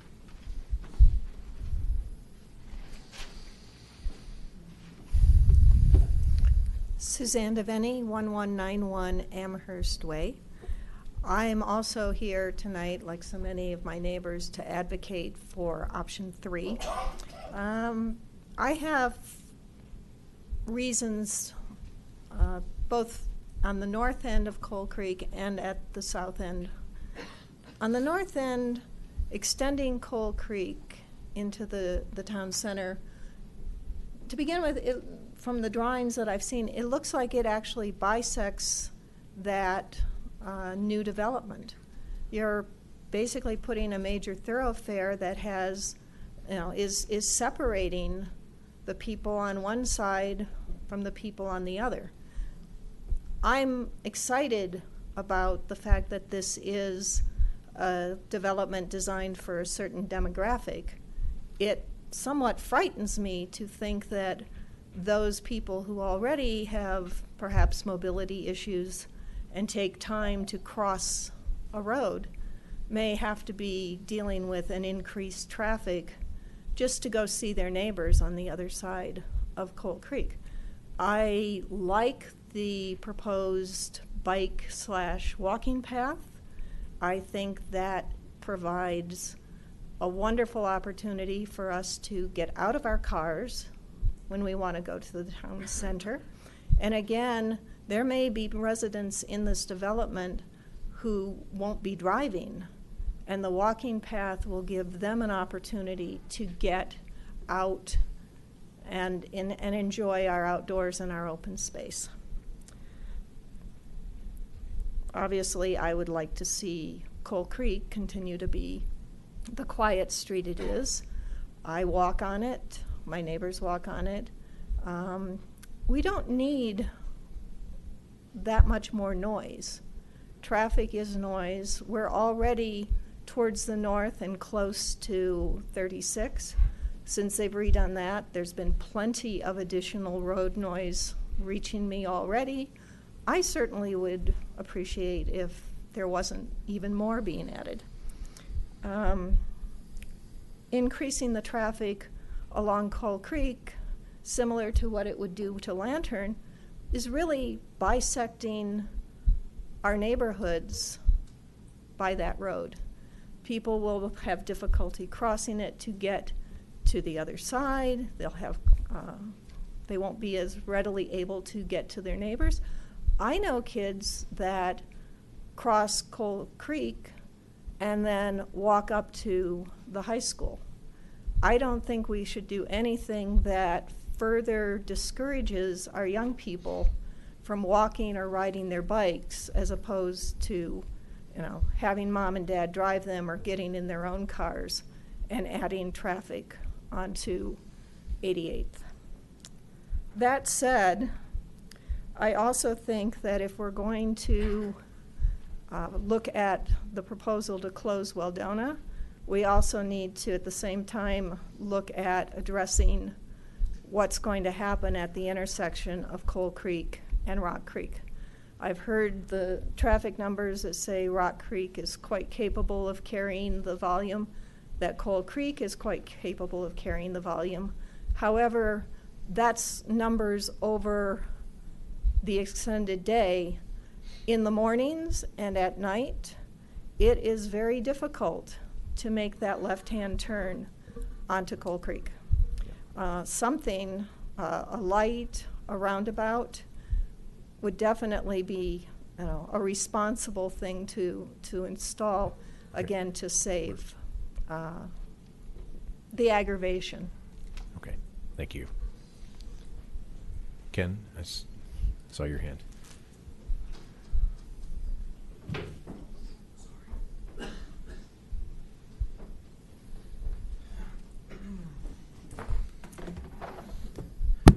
Good evening, Ken Lish, 1326 South Idalia Court, also a candidate for trustee this year. I'd like to note that in my 5 years of active participation in this town government, I witnessed a first over the past few weeks. There were two factions from our side of the community that had conflicting positions and goals and ultimately came together in a civil and amicable manner and developed solutions that worked for both sides. I don't know if I can really express how unique that is. I don't know if I've really seen that happen where both sides have come together and agreed at the end. I was lucky enough to participate in meetings with both the groups, and there were many leaders, but I'd like to specifically commend Burton McKenzie and Elizabeth Nelson for bringing everybody together. Thank you guys so much for doing so. I think this is a model for how we as a community can come together to solve contentious problems. And I hope that the board takes note of how impressive this feat is and acknowledges the loud and coalesced voice of the neighbors that you're hearing here tonight. I also acknowledge and appreciate Trustee Ryan's concerns about fiscal accountability. Clearly, the preferred option has some financial challenges that need to be addressed, and I hope that at our next meeting there's more solid numbers that can be looked at. But at the end of the day, safety has to be the number one concern, and I hope that that outweighs any decisions that ultimately would put further people at risk. Specifically, as someone who lives on Waldona, I would implore you never to select the option that adds more traffic to Waldona, and I'd hope you'd be as considerate of the other neighbors that have spoken here tonight. Additionally, addressing the playground issue, I appreciate that Mr. Cooper added a small park with large boulders for children to play on. In my humble opinion, I don't know that that is actually sufficient. This development is joining a pre-existing community, the Rock Creek community. In our area specifically, we are in dire need of playgrounds for our children. We have to cross Rock Creek Parkway, and we heard a almost missed story tonight. I can't stress enough that we need something, and I don't know that adding 2 or 3 boulders is going to be enough. So I would hope that the board implements ProStack's recommendation and asks the developer to add a playground to this area. Third, I would ask that the board also implement OSAC's recommendation and that the western edge of the property be widened as much as feasible to be preserved as a wildlife corridor and to encourage wildlife activity, to mostly minimize the wildlife activity that's otherwise going to go through the Lanterns community, as we have Tract H on the north edge that's going to bring wildlife through the community no matter what. So we might as well plan for it and make good decisions now. And then finally, just a quick comment on the Lanterns Rock Creek Metropolitan District that's going to be developed through this group. I just want to point out that in there it states that a debt service mill levy of 25 mills is going to be included for approval. It hasn't been talked about yet, and I'm hoping we can talk about it at the next meeting. But as a board and a town that's been very vocal about the sensitivity of property taxes, I'd like to hear the board's view on the mill levy of 25 mills and the Metro District as a whole. Thank you very much. Thanks. Additional public comment?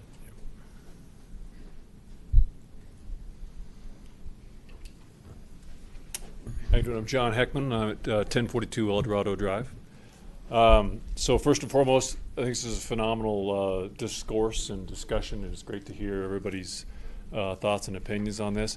I moved into Rock Creek in 2004, and when I first moved into town, I drove around, and I found Coal Creek Drive, and I thought, what is this? Why is this huge road going out in the middle of nowhere and hitting this kind of dead end? And I realized, this is how this would eventually connect in to original town. At that time, I don't think there really was any, at least I didn't know anything about a town center. And so I just filed that in the back of my head. As the town center came into conversation, that was just the part of me that just kind of started to fit the logic together and say, oh great, now we have this avenue where the rest of our neighborhood can get connected into this new development. And so I guess I feel like that is exciting to me, to have more connectivity so we're not just dumping ourselves into 88th or onto McCaslin. Now, I don't live on Waldona, and so all of these concerns about traffic sound huge. And y'all are talking about option 1, option 2, option 3. I'm not so sure if all the options are really laid out there yet. And so I think that we should be trying to figure out how to navigate all these issues, but also allow for a fully connected town. Where if we have a town center where we have to go around the edges in order to get to that town center, it doesn't really feel like a town center to me. And then if we have a successful town center, we need to get people in and out of there. And I'm not a traffic engineer, but it tells me that if we have more connections into that town, there's less traffic on all those connections because we can spread them out across all of the different roads. So I guess I would keep on looking for more options. No doubt safety is of paramount importance, but having a well-connected, vibrant town where we all can easily access these different neighborhoods sounds great as well. Thanks a lot. you. Additional comments? Yes.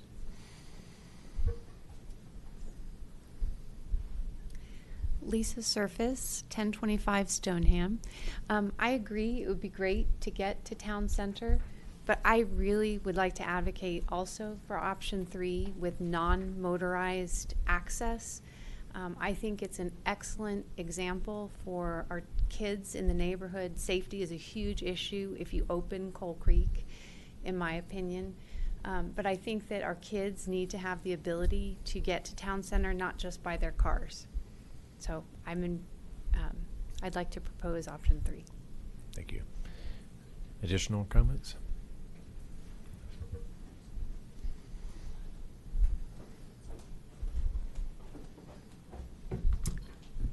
Good evening. This is Han Fuk Le from 1474 Weldona Way. So I'm apparently advocating for the option 3 as well. But there's several reasons I want to reiterate some of the people here already speak about.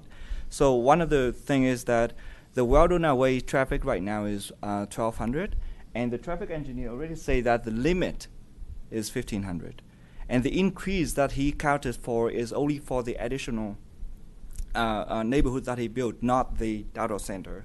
Now, we don't know, well, actually, maybe we have some numbers somewhere that what is the total traffic in the downtown center. If we actually open Coal Creek and we keep Weldona Way open, that the number will increase a lot more through Weldona and through Coal Creek. So that's why I'm advocating for actually closing the Coal Creek and also Weldona, so that actually we closing here and closing only the motorized method, but of course we open all the lanes for bikes and walking path. That would be great, because with the traffic increase, not only that we may be violating some kind of rule here for the amount of traffic going through Weldona Way, but also that violation may lead to accidents that maybe now the prediction is not clear to be true. So I really want to reiterate that, and I think option 3 is a way to go with all the loud voices from all the neighborhoods, not just on Weldona Way, but also through the Coal Creek, Rock Creek area in the neighborhood. So I hope that the board will vote for that. Thank you. Thanks. Yes.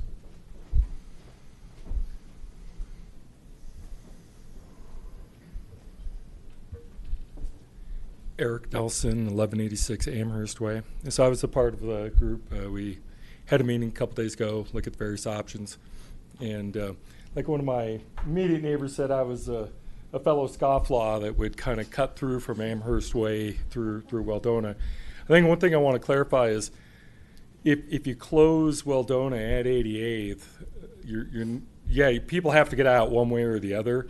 But I think the characteristic of people just who live there trying to get out onto Coal Creek is different than people trying to cut through. People are in a hurry, they're going to go faster, they're much more likely to be buzzing through the 2 stop signs there. So if you close Weldona at 88th, it's just the local neighbors coming out onto Coal Creek. I will say that my son did a science experiment. He commutes to Peak. There's another friend of his who pulled out onto Coal Creek, or he pulled over through Weldona. My son went out on Coal Creek to Rock Creek and went the long way, and he won. My son beat the other kid. Right now it's quite dangerous turning left, young drivers in particular, turning left from Weldona onto 88th in the mornings. Way too much traffic. You've got inexperienced drivers trying to pull out onto that. They're going to make mistakes sooner or later. They're going to, as that traffic goes higher and higher on 88th, you're going to have someone's going to get T-boned pulling left onto 88th from Weldona. So that's why I support closing Weldona. And the one thing I think someone has mentioned is if we're going to be funneling more of that traffic with Weldona closed at 88th down onto Coal Creek, onto Rock Creek Parkway, we do believe we need to have an intelligent solution I think a lot of us in the group that met the other night thought a roundabout made a lot more sense. A light, I think, is going to be pretty frustrating at Rock Creek because you're going to have two lights, one right after the other. We just felt that part of the solution, if you're going to funnel all that traffic down Coal Creek, would be something that would seriously look at backups both at Coal Creek and Rock Creek Parkway. Thanks. Thanks. Additional comments? All right, we'll shift now back to board questions. If I may, well, could I respond to some of the comments? Absolutely. And yes. Both from the last hearing and the emails and whatnot. First and foremost, I'd like to just say, the direction that I hear everything going, I believe that we have plans in front of you that can accommodate any and all of the above transportation decisions at this point. We have Coal Creek extending up to our north property line, but can easily remove that, and we've shown you how that would look. We've also given you the option to, we're dedicating the land for a promenade to the town, in which case you could elect to build Promenade Drive. So I would encourage you to, if we could talk about the hearing before you tonight, our neighborhood, and get into those details so we could proceed to a decision on that. That'd be perfect. And then just to respond to a few of I won't get into all the traffic stuff, but in terms of the wildlife corridor, I just wanted to clarify that we are providing a 50-foot buffer between the two cul-de-sacs on our project, so there is room for a wildlife corridor in there. There was also a comment about that cul-de-sac is fenced off, and so there would not be any trail connections or cut-through trails going through there in that area. I heard some comments about the shared driveways that wouldn't work, and we've done that in a number of communities already, and there's been no issues with a shared access easement on our driveways. And that's really about some of the comments that I wanted to address at this point in time. So look forward to any comments you have. Okay, thanks. All right, so we'll shift back to board questions before we would. I mean, the next steps are board question and answer, and then at the appropriate time, we'll close the public hearing and have discussion, and then action. And I don't know if we will get to the end of that tonight, but that's where we are. I have a question, and Kendra, you tell me if I can or can't answer this. I wanted to have Jim Broskovich come up and address a couple of questions. Jim Broskovich, Civil Resources, 323 5th Street, Frederick. Thanks, Jim. So you've been a civil engineer for the town center before it was even really considered to be the town center. Yeah, when it was only the northern half of the project, yeah. I remember you designed a place for a field out there in the floodplain. That was one of the first projects we worked with you on. Yeah. You said, we can put a park here, a field. So I want to hear from you what your thoughts are on having Coal Creek Drive go into the town center like was originally planned years and years and years ago, or not having it, and then also some of the other entryways or no entryways at all. And just for the success of the town center, does it make sense to have Coal Creek Drive go through, or it doesn't really matter if it goes through or not? Are you able to answer that?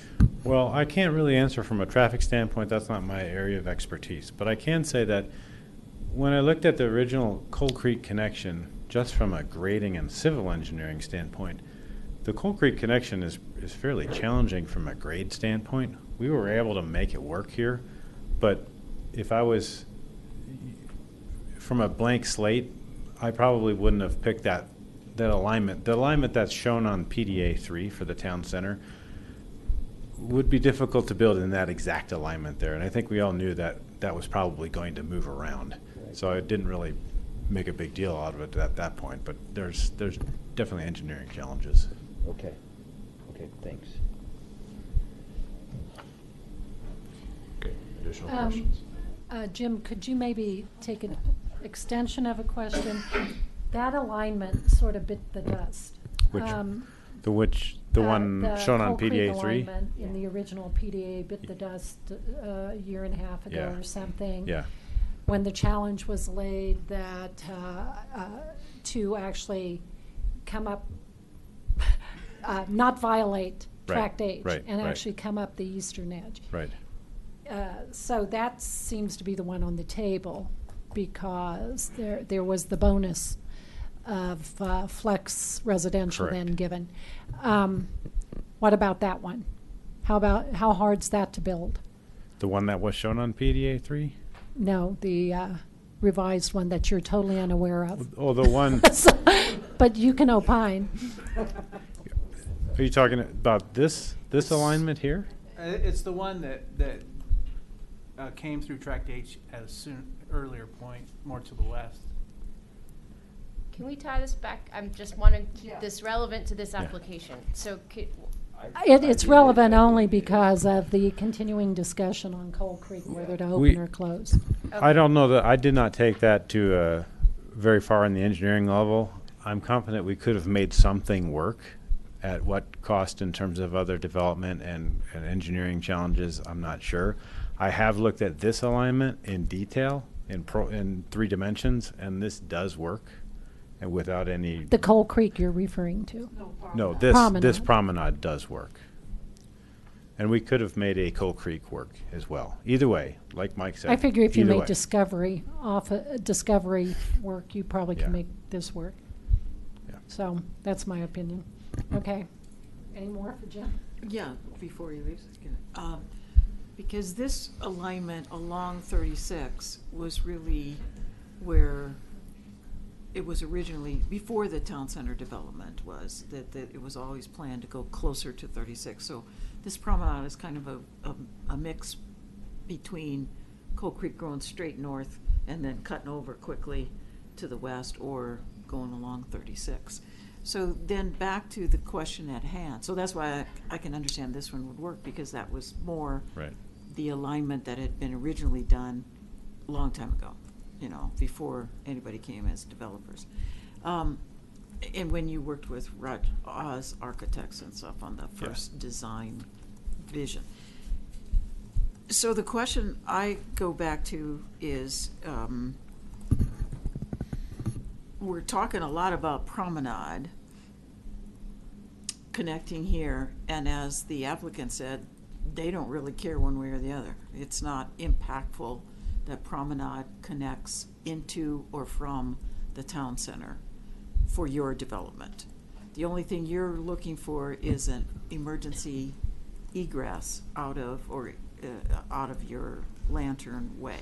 Yeah, I'll qualify that we would prefer not to have promenade behind our homes, for sure. Okay, no, that's very good. That was where I didn't ask you that directly, And but thank you for saying that. If we could incentivize you in any way to do that, Okay. we're open to discussions. Okay, all right. So you have no need for promenade and don't have any desire to have it behind your homes, squeezed in between your wall that you're going to build and 36, or up to 88th.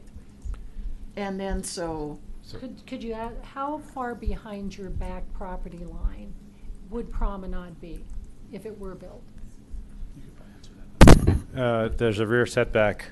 It varies because the Lanterns is not parallel to promenade. It's anywhere from, I think, 18 to 25 feet. Don't quote me on Say it that. again? Somewhere between 18 and 25 feet, and from the house to the wall. So it is a relatively narrow backyard. From the house to the wall. And then the street will be right on street the is back on the side other of side the of the wall. wall, correct. Right on the other side of the wall, directly. Well, the 60-foot right-of-way, Mhm. or wherever we're going to call it, is right on the other side of the wall. But there is the actual traveled street is, I think, 10 or 12 feet from the wall, and there is a cross section in the Right, the because exhibit. you have a pathway There's or a sidewalk and sidewalk. some landscaping in Right. between the wall and the street itself. But in essence, the streetscape and the street are right on the other side of the wall. Correct. Okay. Correct. And then, so this is relevant to this application. That's what I'm asking. You don't want to have Coal Creek Drive connect through, and it seems obvious that the majority of the people that are talking tonight do not want Coal Creek Drive connected through your property and bisecting your property. And you also would highly desire not to have promenade behind. Absolutely. Yeah. Correct. Yep. And in order for you to complete your application, or to build your community, you don't need either one of those connections into the town center. No. Okay. So where are we going with that? Well, where I'm going line with of that, question, because well, if we have no connection why are we to considering connecting to the Superior Town Center when we're not even having? That's not what they're asking for. The applicant, are not asking to connect to Superior Town Center. But yet tonight, the majority in the last meeting, a lot of the discussion was how do we connect the rest of Rock Creek to the town center, or how do we connect the town center to the rest of Rock Creek? And that's really not a discussion for this application. Other than the fact that there's a dedication of property and a partial construction of promenades. At our encouragement to come up with something like this, Yes. because they didn't ask To to reserve have, the ability Yeah, for a right, connection in the right. future. But I'm saying that if we really go back to what does the applicant want, the applicant doesn't want either one of those streets connecting into the town Right. center. That's their desire. And I asked the question, when I looked at this data, is that we're gonna add 3,680 or 3,650, whatever the number is, people coming out of the town center behind that, the applicant's development, connecting over to 88th. And it has nothing to do with this application. Again, this application not creating that additional traffic, but this proposed connection to the town center would cause another 3,600 cars on 88th. And so I don't know that I'm ready to make that decision tonight, that whether or not we want to add to the 88th Street additional traffic by agreeing to build Promenade and connect it into the town center. So I would like to bifurcate that discussion, not talk about Promenade connecting up into town center tonight, complete your application with it, which you would like to build an emergency exit out to 88th, and we close off and put a park at the end of Coal Creek Drive. Correct. Yep. That's what I would like to consider. And not decide tonight about connecting Promenade formally into the downtown, because it has nothing to do with their application. but reserve the option for future? Well, we have to respond to it in the future if it comes forward. If I can join in on the Promenade discussion, I feel like a little bit what happened with the Boulder Valley Ice sports stable application. It originally came to us with this 3-story parking garage in that FDP. And it was 2 separate conversations. And we actually asked the applicant to remove that because that was a whole separate complex set of considerations that was way premature. So they agreed to take that out and make it just a sports stable application, which was a very welcome decision if you were sitting on that town board. This feels like unnecessarily encumbering this discussion with Promenade. And a matter of fact, when I opened up the Mylars today, and it didn't even say proposed future Promenade, it just said Promenade, as if we've already had this discussion. And as we just discussed during the design guidelines conversation, these things get embedded somehow because these documents are, well, it does here say, it doesn't say, it says future Promenade Drive, right, as if it's going to happen. Right. We don't know if it's going to happen. It's proposed Promenade Drive at best. If you want to let history be your teacher, we've got the Weldona problem for a reason, right? Somebody made some ill-advised decisions at some point to either keep it open or to reopen it after it was closed, et cetera. And if you just put your mind around this dense build-out in the southern half of the town center and a very active Promenade Drive going through, you rapidly have another Weldona. Promenade's going to be a Weldona. Understand, you have very little setback. At least on Weldona, you have setbacks, right, of the house off the street. In Town Center, you don't have it. You have very little parking in Town Center, so you're going to have all this forced street parking, where the drive lanes are going to be reduced probably to too narrow to have two cars going like this, right?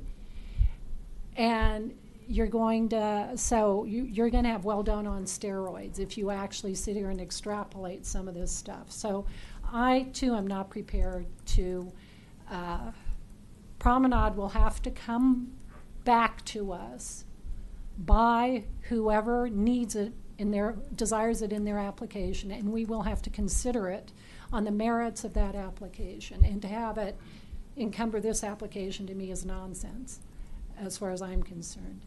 So she's agreeing with you. Thank you. Yeah, okay, First Fridays, we had a good contingent of this group there. I'm very pleased that the neighborhoods met, and I'm delighted that that happened. And so I'm hearing and hearing and hearing close Weldona. That, after much consideration, and our own traffic and safety committee has presented to us, et cetera. So we've been thinking about this for a long time. I am leaning that direction on Weldona. I'm still with Chris on this, if I'm hearing you right, Chris. I still want this Coal Creek issue is still important in my mind because of what the gentleman said. How do we as a town want to integrate ourselves in getting to the town center? Do we want to force it to all go up McCaslin?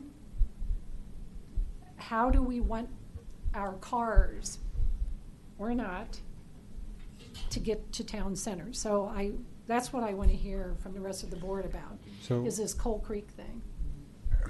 So I have a response and then maybe a question. I recognize we're supposed to still be in question period, but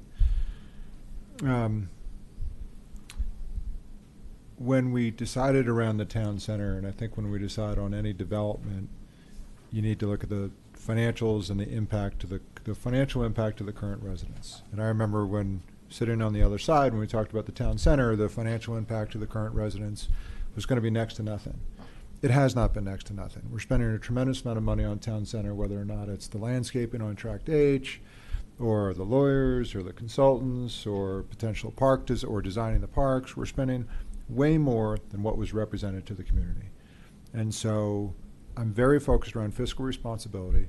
I recognize that this is land that is owned by the developer. I think you guys are bringing in something that's fantastic, but I have no interest in having the community, the current community, pay for things that are related to a new developer. And so if there was no further development, our roads would be fine, right? But we're going to get some additional development, so our roads are not fine. I am not, so in response, I'm not personally interested in kicking the can down the road and saying that we should not address the issue of connecting South Coal Creek or building this promenade. I think we have to address this issue because if we approved an application only for these homes, and they're great homes, if we approved the application and said, great, you can access it up through South Coal Creek, and we should probably solve the Weldona issue while we're at it, then we have not solved for connection 4 or 5 into downtown Superior. And we need at least a 4th connection and probably a 5th connection, but we have not solved for that.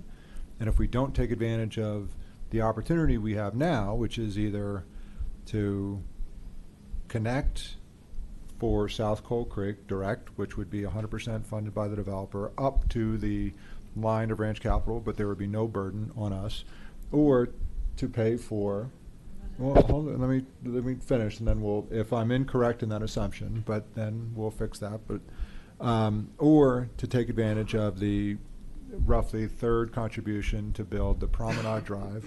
If we don't address that now, we're going to be responsible for 100% when we need it at a later date. I don't think it would be, well, maybe we'd be successful and we could bring in Toll Brothers to say, hey, when you do this, will you build this extra road? But I don't know why Toll Brothers would necessarily do that, because they'll say the same thing. They'll say, well, I've got access through downtown, and they're not going to fund access point number 4. So having said that, I think it would be disingenuous for us to kick the can down the road. So as we consider the application, and given roughly 20 more minutes of discussion and questions, we're probably not going to get to it tonight. I firmly believe we need to solve for the road connectivity as part of this as part of this application. So having said that, I do have a question. So that's in response. Then I have a question. I want to talk about the 25 mils and better understand the 25 mils, what the budget is, what the risks are, and what the infrastructure. Because I think Ken had a good comment, and with all the focus around traffic, I may have deprioritized that. So I want to come back and have you respond to the mill question that Ken has asked. But let's maybe stay on traffic, and then we'll. I just had a follow up to something that you raised, Kevin. I think you raised a really good point. I don't think we should kick the can down the road. That said, we've got a commitment from Boulder Creek here tonight to fund some portion of a traffic fix, whether it is the connection through the north through Coal Creek, funding a third of the promenade construction. Let's just say hypothetically we're capping Coal Creek and it's just going to have the pedestrian and bike access, and we're choosing not to do promenade. So you're not, funding $300,000 for the improvements. Well, we would be building that portion of the road. So well, let's just say that's not something that is required of you to do. Could we then have you commit to, because one of the things that we need to consider is, what is the impact of any development going to be on the neighborhood in terms of, the traffic impact, and this is for any development. So let's just assume that there was no promenade. Let's assume that there is no Coal Creek connection. There's still going to be an impact right now on the surrounding neighborhood by the construction of these units, right? They're going to right now go out through Weldona. They're going to come down through Coal Creek. Could that money be used to fund closing off Weldona, funding partial roundabout construction at Rock Creek Parkway and Coal Creek, or a traffic signal?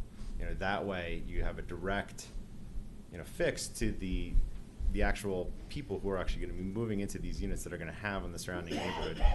And then, to the extent that Ranch and or Toll Brothers says in the future that, what they really need is a southern connection, well, there's a dedication now for a promenade, and if they really want it, they can pay for it. And what if they said they don't want it? Then why would we put it in? Because why would we build it? Why would we pay that money? I don't want to get into the comment period, but I personally struggle with. I'd like the comment around we've committed to this town center, yet we're building roads around the edges of our town to get to the town center, which feels a little odd. And then if we don't have that southern access to it, are we? We don't have a representative from Ranch Capital here from the investor side. Are we dooming this property to fail? I mean, here's my deal. I think about it all the time that it's going to, even if it's a great restaurant in downtown Superior, you're probably getting in your car. So once I'm in the car, I have a lot of options. I can go to Louisville. You've got a lot of options. So downtown has to be easy to get to. And now if I'm looping out into McCaslin or crossing over 88th to take a future Campus Drive connection, it's not that easy to get to. So I am very interested in having a southern connection. Whether or not that's through Coal Creek or Promenade, I want to continue to deliberate and make the right decision, but personally I'm currently committed to a southern connection into, and not kicking it down into the downtown. If I may interject also to clarify, Mr. Lake, that we need to build that emergency vehicle access. So we need to build that half street as part of our development today. So we can't not build that. So our portion of that road is going to be constructed, and we can't take those dollars and push it somewhere else. So that would not be able to So are happen. you saying you are intending to build that no matter what? Correct. We're basically building a half street for an emergency vehicle access. It just depends what you call it.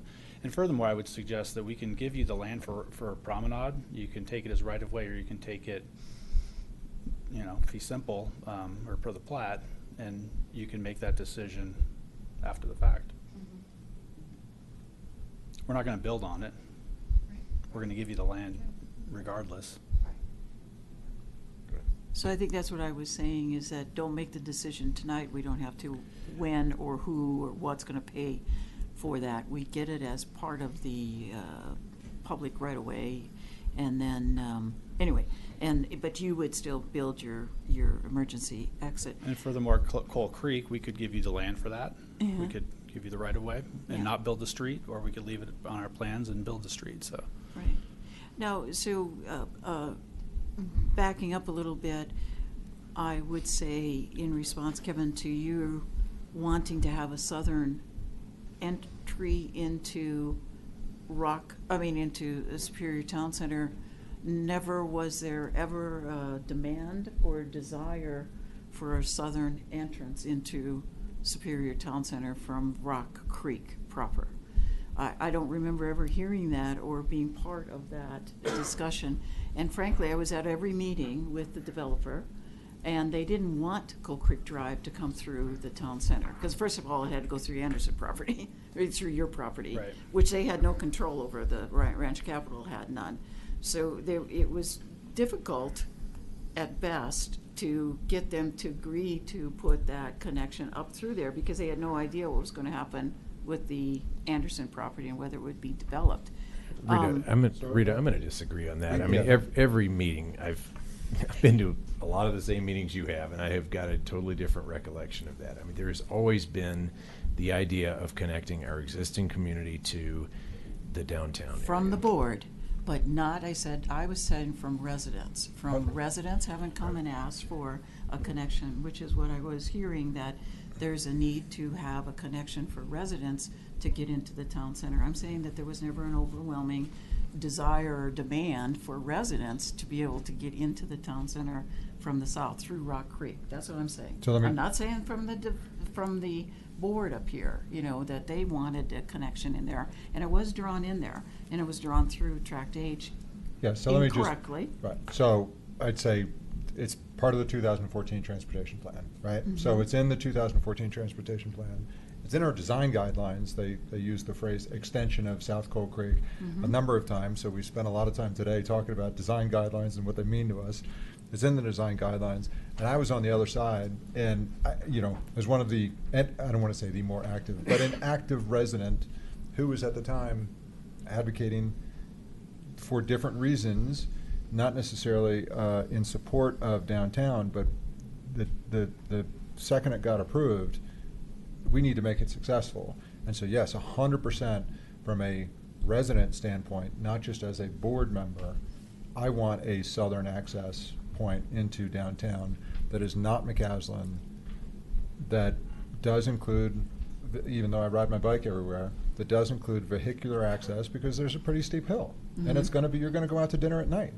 And, it's just not always realistic to think you're going to ride bikes with your family after dinner when it's dark or in the winter. I mean, I'm not saying that. All I'm saying is, even like here tonight, the majority of these residents have said they don't want Coal Creek to go through. I understand that. Yeah, so that's what I was saying, is that there's never been an overwhelming demand to connect Rock Creek residents into the Superior Town Center. Now, there does seem to be people that seem to have a need to connect some way around the Rock Creek residential, Rock Creek filing 5, which is, this is filing 12, but that was a commercial filing, and now it's really going to be kind of the completion of the Rock Creek filing 5, which is residential. So the question still is, why are we, I think we need to talk more about how to make that and where to make that connection. Another possible connection that could connect into downtown Superior off of 88th is on Campus Drive. So we haven't even talked about that yet. and that has nothing to do with you, but it gets opportunity for downtown Superior to go across on Campus Drive, to on 88. That connects another town. Right. That's not connecting us. But and again, that's not gonna, the that's question, not good. I think that this debate shouldn't continue on here because it's not necessary to determine whether or not Promenade gets built all the way into downtown. And I'd like to know how much downtown Superior would pay for it, if they make that connection. And we don't have those numbers here. We know what you'll pay to make an emergency exit, but we don't know how much Toll Brothers, Ranch Capital, or the TIF would pay, and how far they would pay for that. I shouldn't be looking at you. I should be looking over here at our staff, because it really has nothing to do with you. But I don't think that downtown Superior, or Ranch Capital even desires to have Promenade go through. I'm not so sure that they Well, that's where it was care about always that my connection. my I don't think we understanding. want it. I don't think Rock Creek residents want it. I don't think Ranch Capital wants it. So that's where to clarify that. I would like us then to get to, can we move forward with the Boulder Creek neighborhood application as it sits here, with a park at the end of Coal Creek Drive proposal, and that you create your emergency access and provide the land to us to determine in the future what or how we complete Promenade. Absolutely. And just for clarification, if I heard you correctly, you said that your preference would be that Coal Creek would not connect to the north. That you think that, and I think it was a very good point raised at the last meeting and again tonight, that by connecting Coal Creek through the north, that essentially what that's doing is bisecting your new neighborhood. And if you're trying to create a community, you don't want to have a community that's automatically separated from itself immediately, right? Correct. So is your preference to have then the bike and pedestrian path connect through to the north? Absolutely, yeah. That would make a more viable product for your project. Absolutely, yeah. Having that pedestrian connection would be very valuable.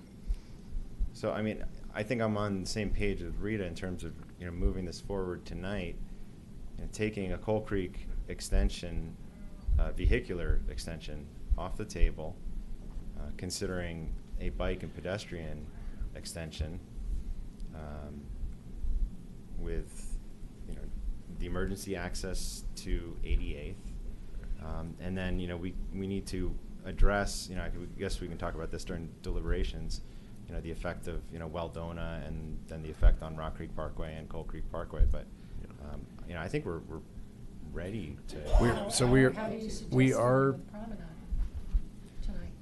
Well, I mean, I think that's an open question. I mean, personally, I think that I agree that there needs to be a southern connection to town center, but, my focus on this application in general is we need to be looking at this, as this application, before us, right? Open to the idea that, yes, okay, maybe there needs to be a southern connection to the town center, but also considering what is the impact that this is going to have on the surrounding community and the existing residents. And that's the thing that's been absent from this discussion. We haven't really gotten into discussion, but that's the thing that needs to be top of mind. What is this going to do to the neighborhood? And if there's going to be a connection through Coal Creek with vehicular access, we heard overwhelming public comment tonight talking about how that's going to make the streets unsafe. So, I think that that's something that we need to keep, top of mind when we're considering this application. But, from what I'm hearing from the applicant, their preference is no vehicular connection to the north on Coal Creek. So let's cap it, do the bike path. They need to build the emergency access on Promenade. So we've got Promenade in the works. Then in the future, we need to talk with Ranch and with Toll Brothers and figure out exactly how that connection's going to work. But that's not part of this application anyway tonight. And it is one of those remaining things to be seen. But if there's going to be a connection, it would naturally go through Promenade because we've got a bike path going on Coal Creek. Mark, I don't necessarily agree. And I'm not saying this because I think that we should or we shouldn't cap Coal Creek. We should or we shouldn't put close off Weldona, I think that by taking the route that you just said, totally prevents us from allowing Coal Creek to go through in the future. And I think we all agree, or most of us agree, that we should have some kind of southern access. And if you cap off Coal Creek permanently with a park there and everything else, that eliminates that altogether. Exactly. And That's exactly right. Yeah, That's and what we're saying. Yes. Yes, the answer That's right. is yes. And I'm not prepared to do that, and I don't see how we can do that, to take that off the table. What I heard tonight. The developer wants to do that. Yes. Well, but the developer isn't the town. He's not the town. But this is their application. Okay. Please. We are So shifting. We are shifting into discussion here rather than question and answer. I think for purposes of, I don't know that we're going to get to decision tonight because we've got considerable amount of discussion to do. So, I think rather than closing the public hearing and shifting into discussion for 5 minutes, I think it makes more sense to continue the public hearing to Yes. date certain. What we may also want to do is if we can possibly give a little guidance to the applicant, it seems like as to what, because I think we need some plans to be finalized as well. Because I think what you talked about is that some of the plan sheets need to be updated based on the direction you received tonight. And that would be helpful because then you would know what you were approving if it was to be approved at the next hearing. Because right now we have different scenarios and we have plans that aren't final, if I'm correct, because you were waiting for direction. Is that correct? Yeah, my opinion is that those details on the plan sheets are not the crux of what is an issue. It's just coming to that decision and Okay. talking about the details of our neighborhood. It's really just one street, the Right. homes, and if they have any questions, clarifying those and Okay. coming to a decision. But going through that level of detail in the final site plan, I don't believe is going to change anything. Okay. Yeah, I hear what you're saying, but I think the board needs to have more discussion before they can spend money to make changes to the plan. And So- what I've heard. If that's what it takes, we'll do it. We'll make the changes. Yeah, but I don't. No, what I've heard think tonight is I don't think we need a wholesale change of plans based on what I've heard tonight. I think we've got some. That was where I was going. We've was got some tell- give them decisions that to make. direction. We've got some decisions to make about whether or not to go certain directions on certain roadways, but I don't think we need a new set of plans to do that. Can I ask a couple more questions? Because I had Sure. questions about, based on what the community was saying and what I've heard from the traffic study. What I heard from the community was they don't want to see increased traffic on Coal Creek Drive. But what I'm hearing from the traffic study, that if we close off Weldona and we cap Coal Creek Drive, you're actually going to see increased traffic down Coal Creek Drive, right? Because everybody's got to leave from one and exit that whole neighborhood down one direction. The traffic on Coal Creek on the south end, closer to Rock Creek, would go up. That's right. That's right. And I also heard from, well, so it makes sense, and then the woman here in the front said that she lives on the corner of Weldona and I believe it was Akron or one of those streets.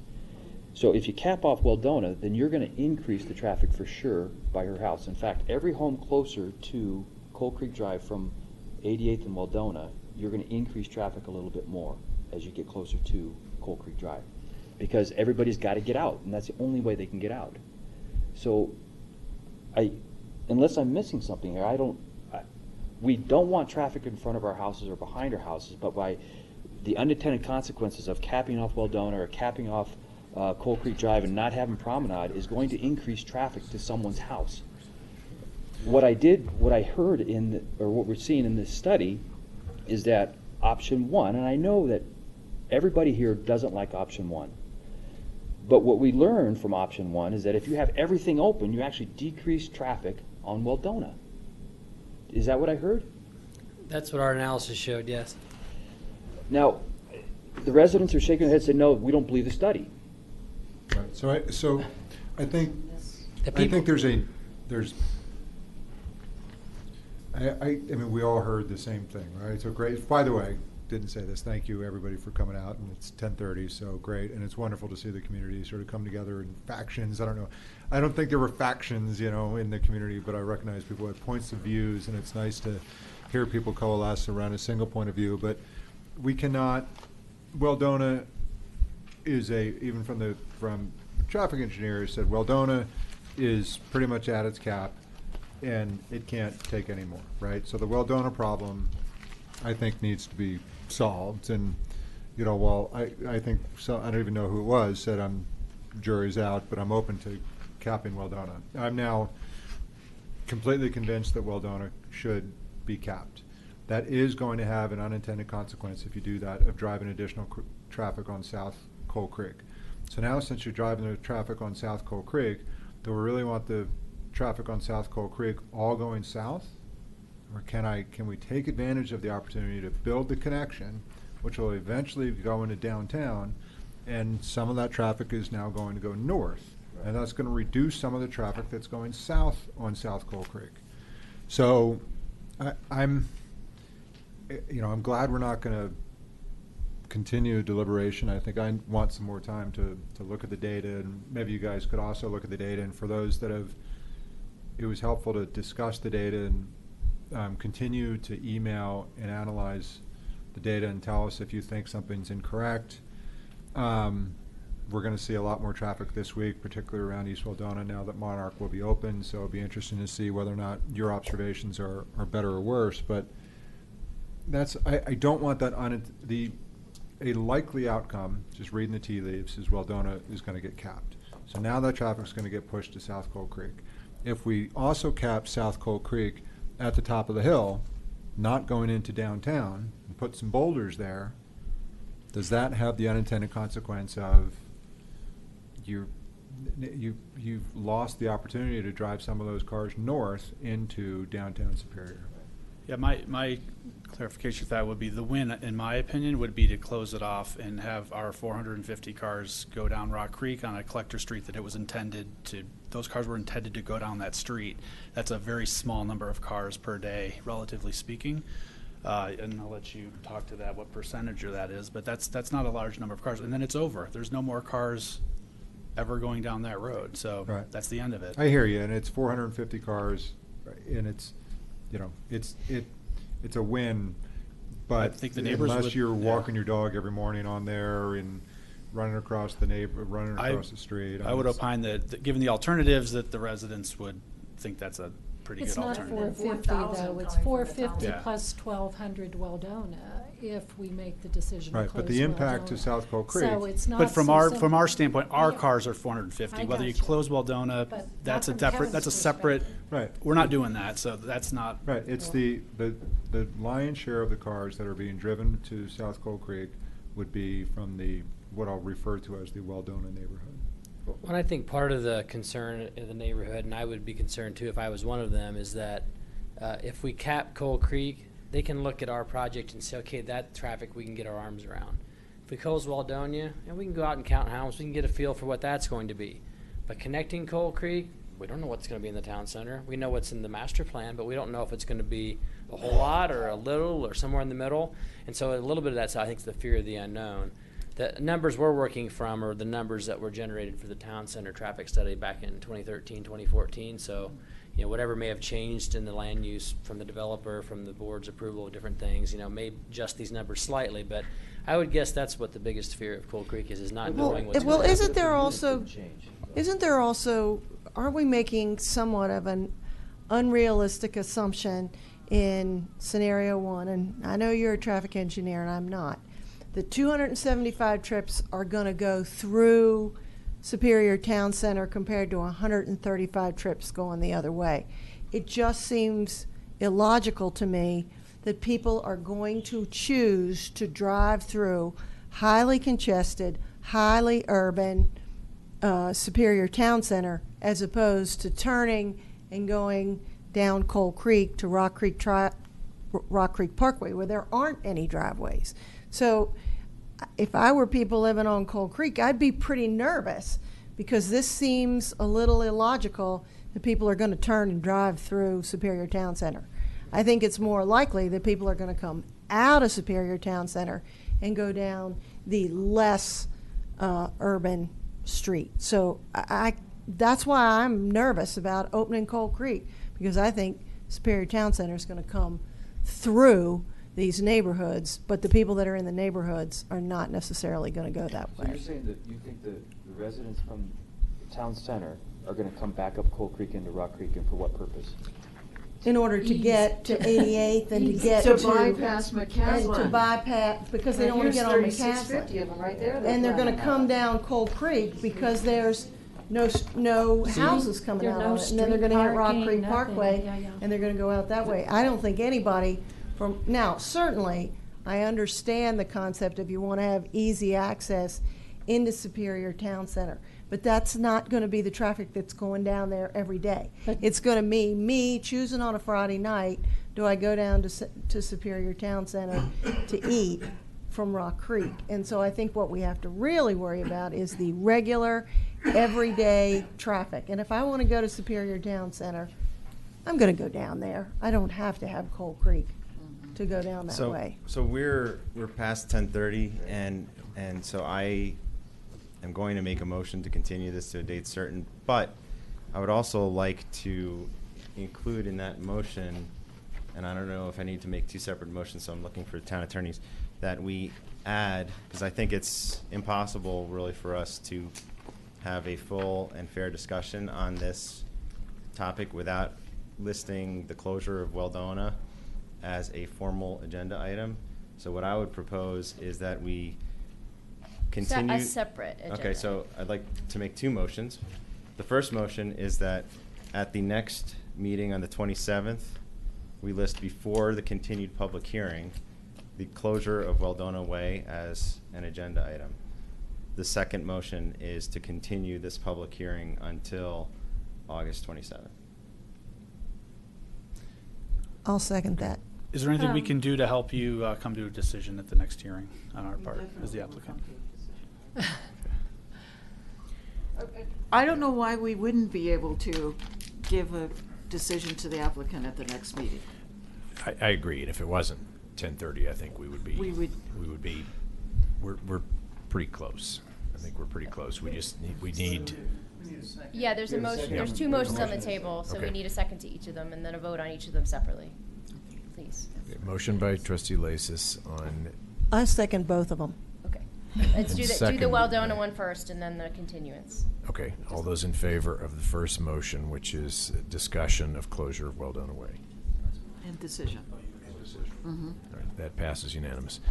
Second motion is the continue the public hearing to date certain. August 27th. August 27th.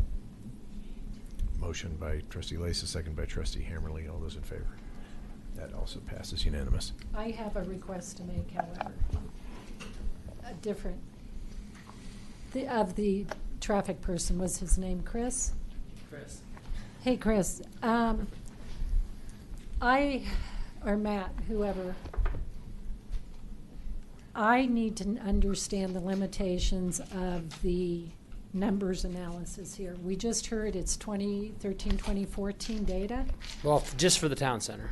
Okay, Okay, well, just to be clear, none of this is getting on the record, because we've already continued the public hearing. okay, well, I don't care if it gets on the record. I just want Well, that. but she cares. I care. Yeah. So, yeah, we're outside of the record. So is there a way that you can submit this request maybe to To town Matt, yeah. staff, and then town staff can? What it's going pass to it on? be, and I will submit it properly, is I need to know the limitations of your data, because Sandy brought up some good stuff, you brought up some good stuff. I need to know everything about how you collected this data, Sure. what your assumptions were, what factors you did not take into account, you had no way to take them into account, but you're aware of the issue. I want to get to the integrity Sure. of this Sure, we'll talk analysis. about the town center report that we actually did. I'll talk about the Saharis Well- report that we didn't do, but we reviewed, so. Okay, I'll send So- the thing to Matt. I saw it. Cut, thank you. All right, one addition, we're not done, hold on, we're not done. One additional item that I would like to see included in the discussion, or in the packet for discussion about closure of Weldona, is some additional options which have been brought up by some, of the idea of medians in Coal Creek as a way to prevent or deter cut through. And so I think when we're discussing something of this magnitude, we need to discuss and consider all options and have everything on the table. So I want it to be, this is not just about cut through, this is about safety of crossing roads, and roundabouts, I think, should be in that discussion. We will come up with some decision, but I'd like it to be more than just, do we close a road or not? Because I think that would not be a complete discussion to a very complex and multiple issues here. Are we going to consider the other options that we discussed before in the Traffic and Safety Committee meeting about ride-outs only off of Weldona, and where you can still use Weldona to go out and make you come around, to go on 88 to go around the traffic circle? So there's other options that we talked about at one point on Weldona. So I think that we should review all I think that. a summary of all options. And an acknowledgement of all of the public feedback we received Yes. tonight. Again, thanks for everyone for coming out and the time that you're spending on this as well. All right, we're adjourned.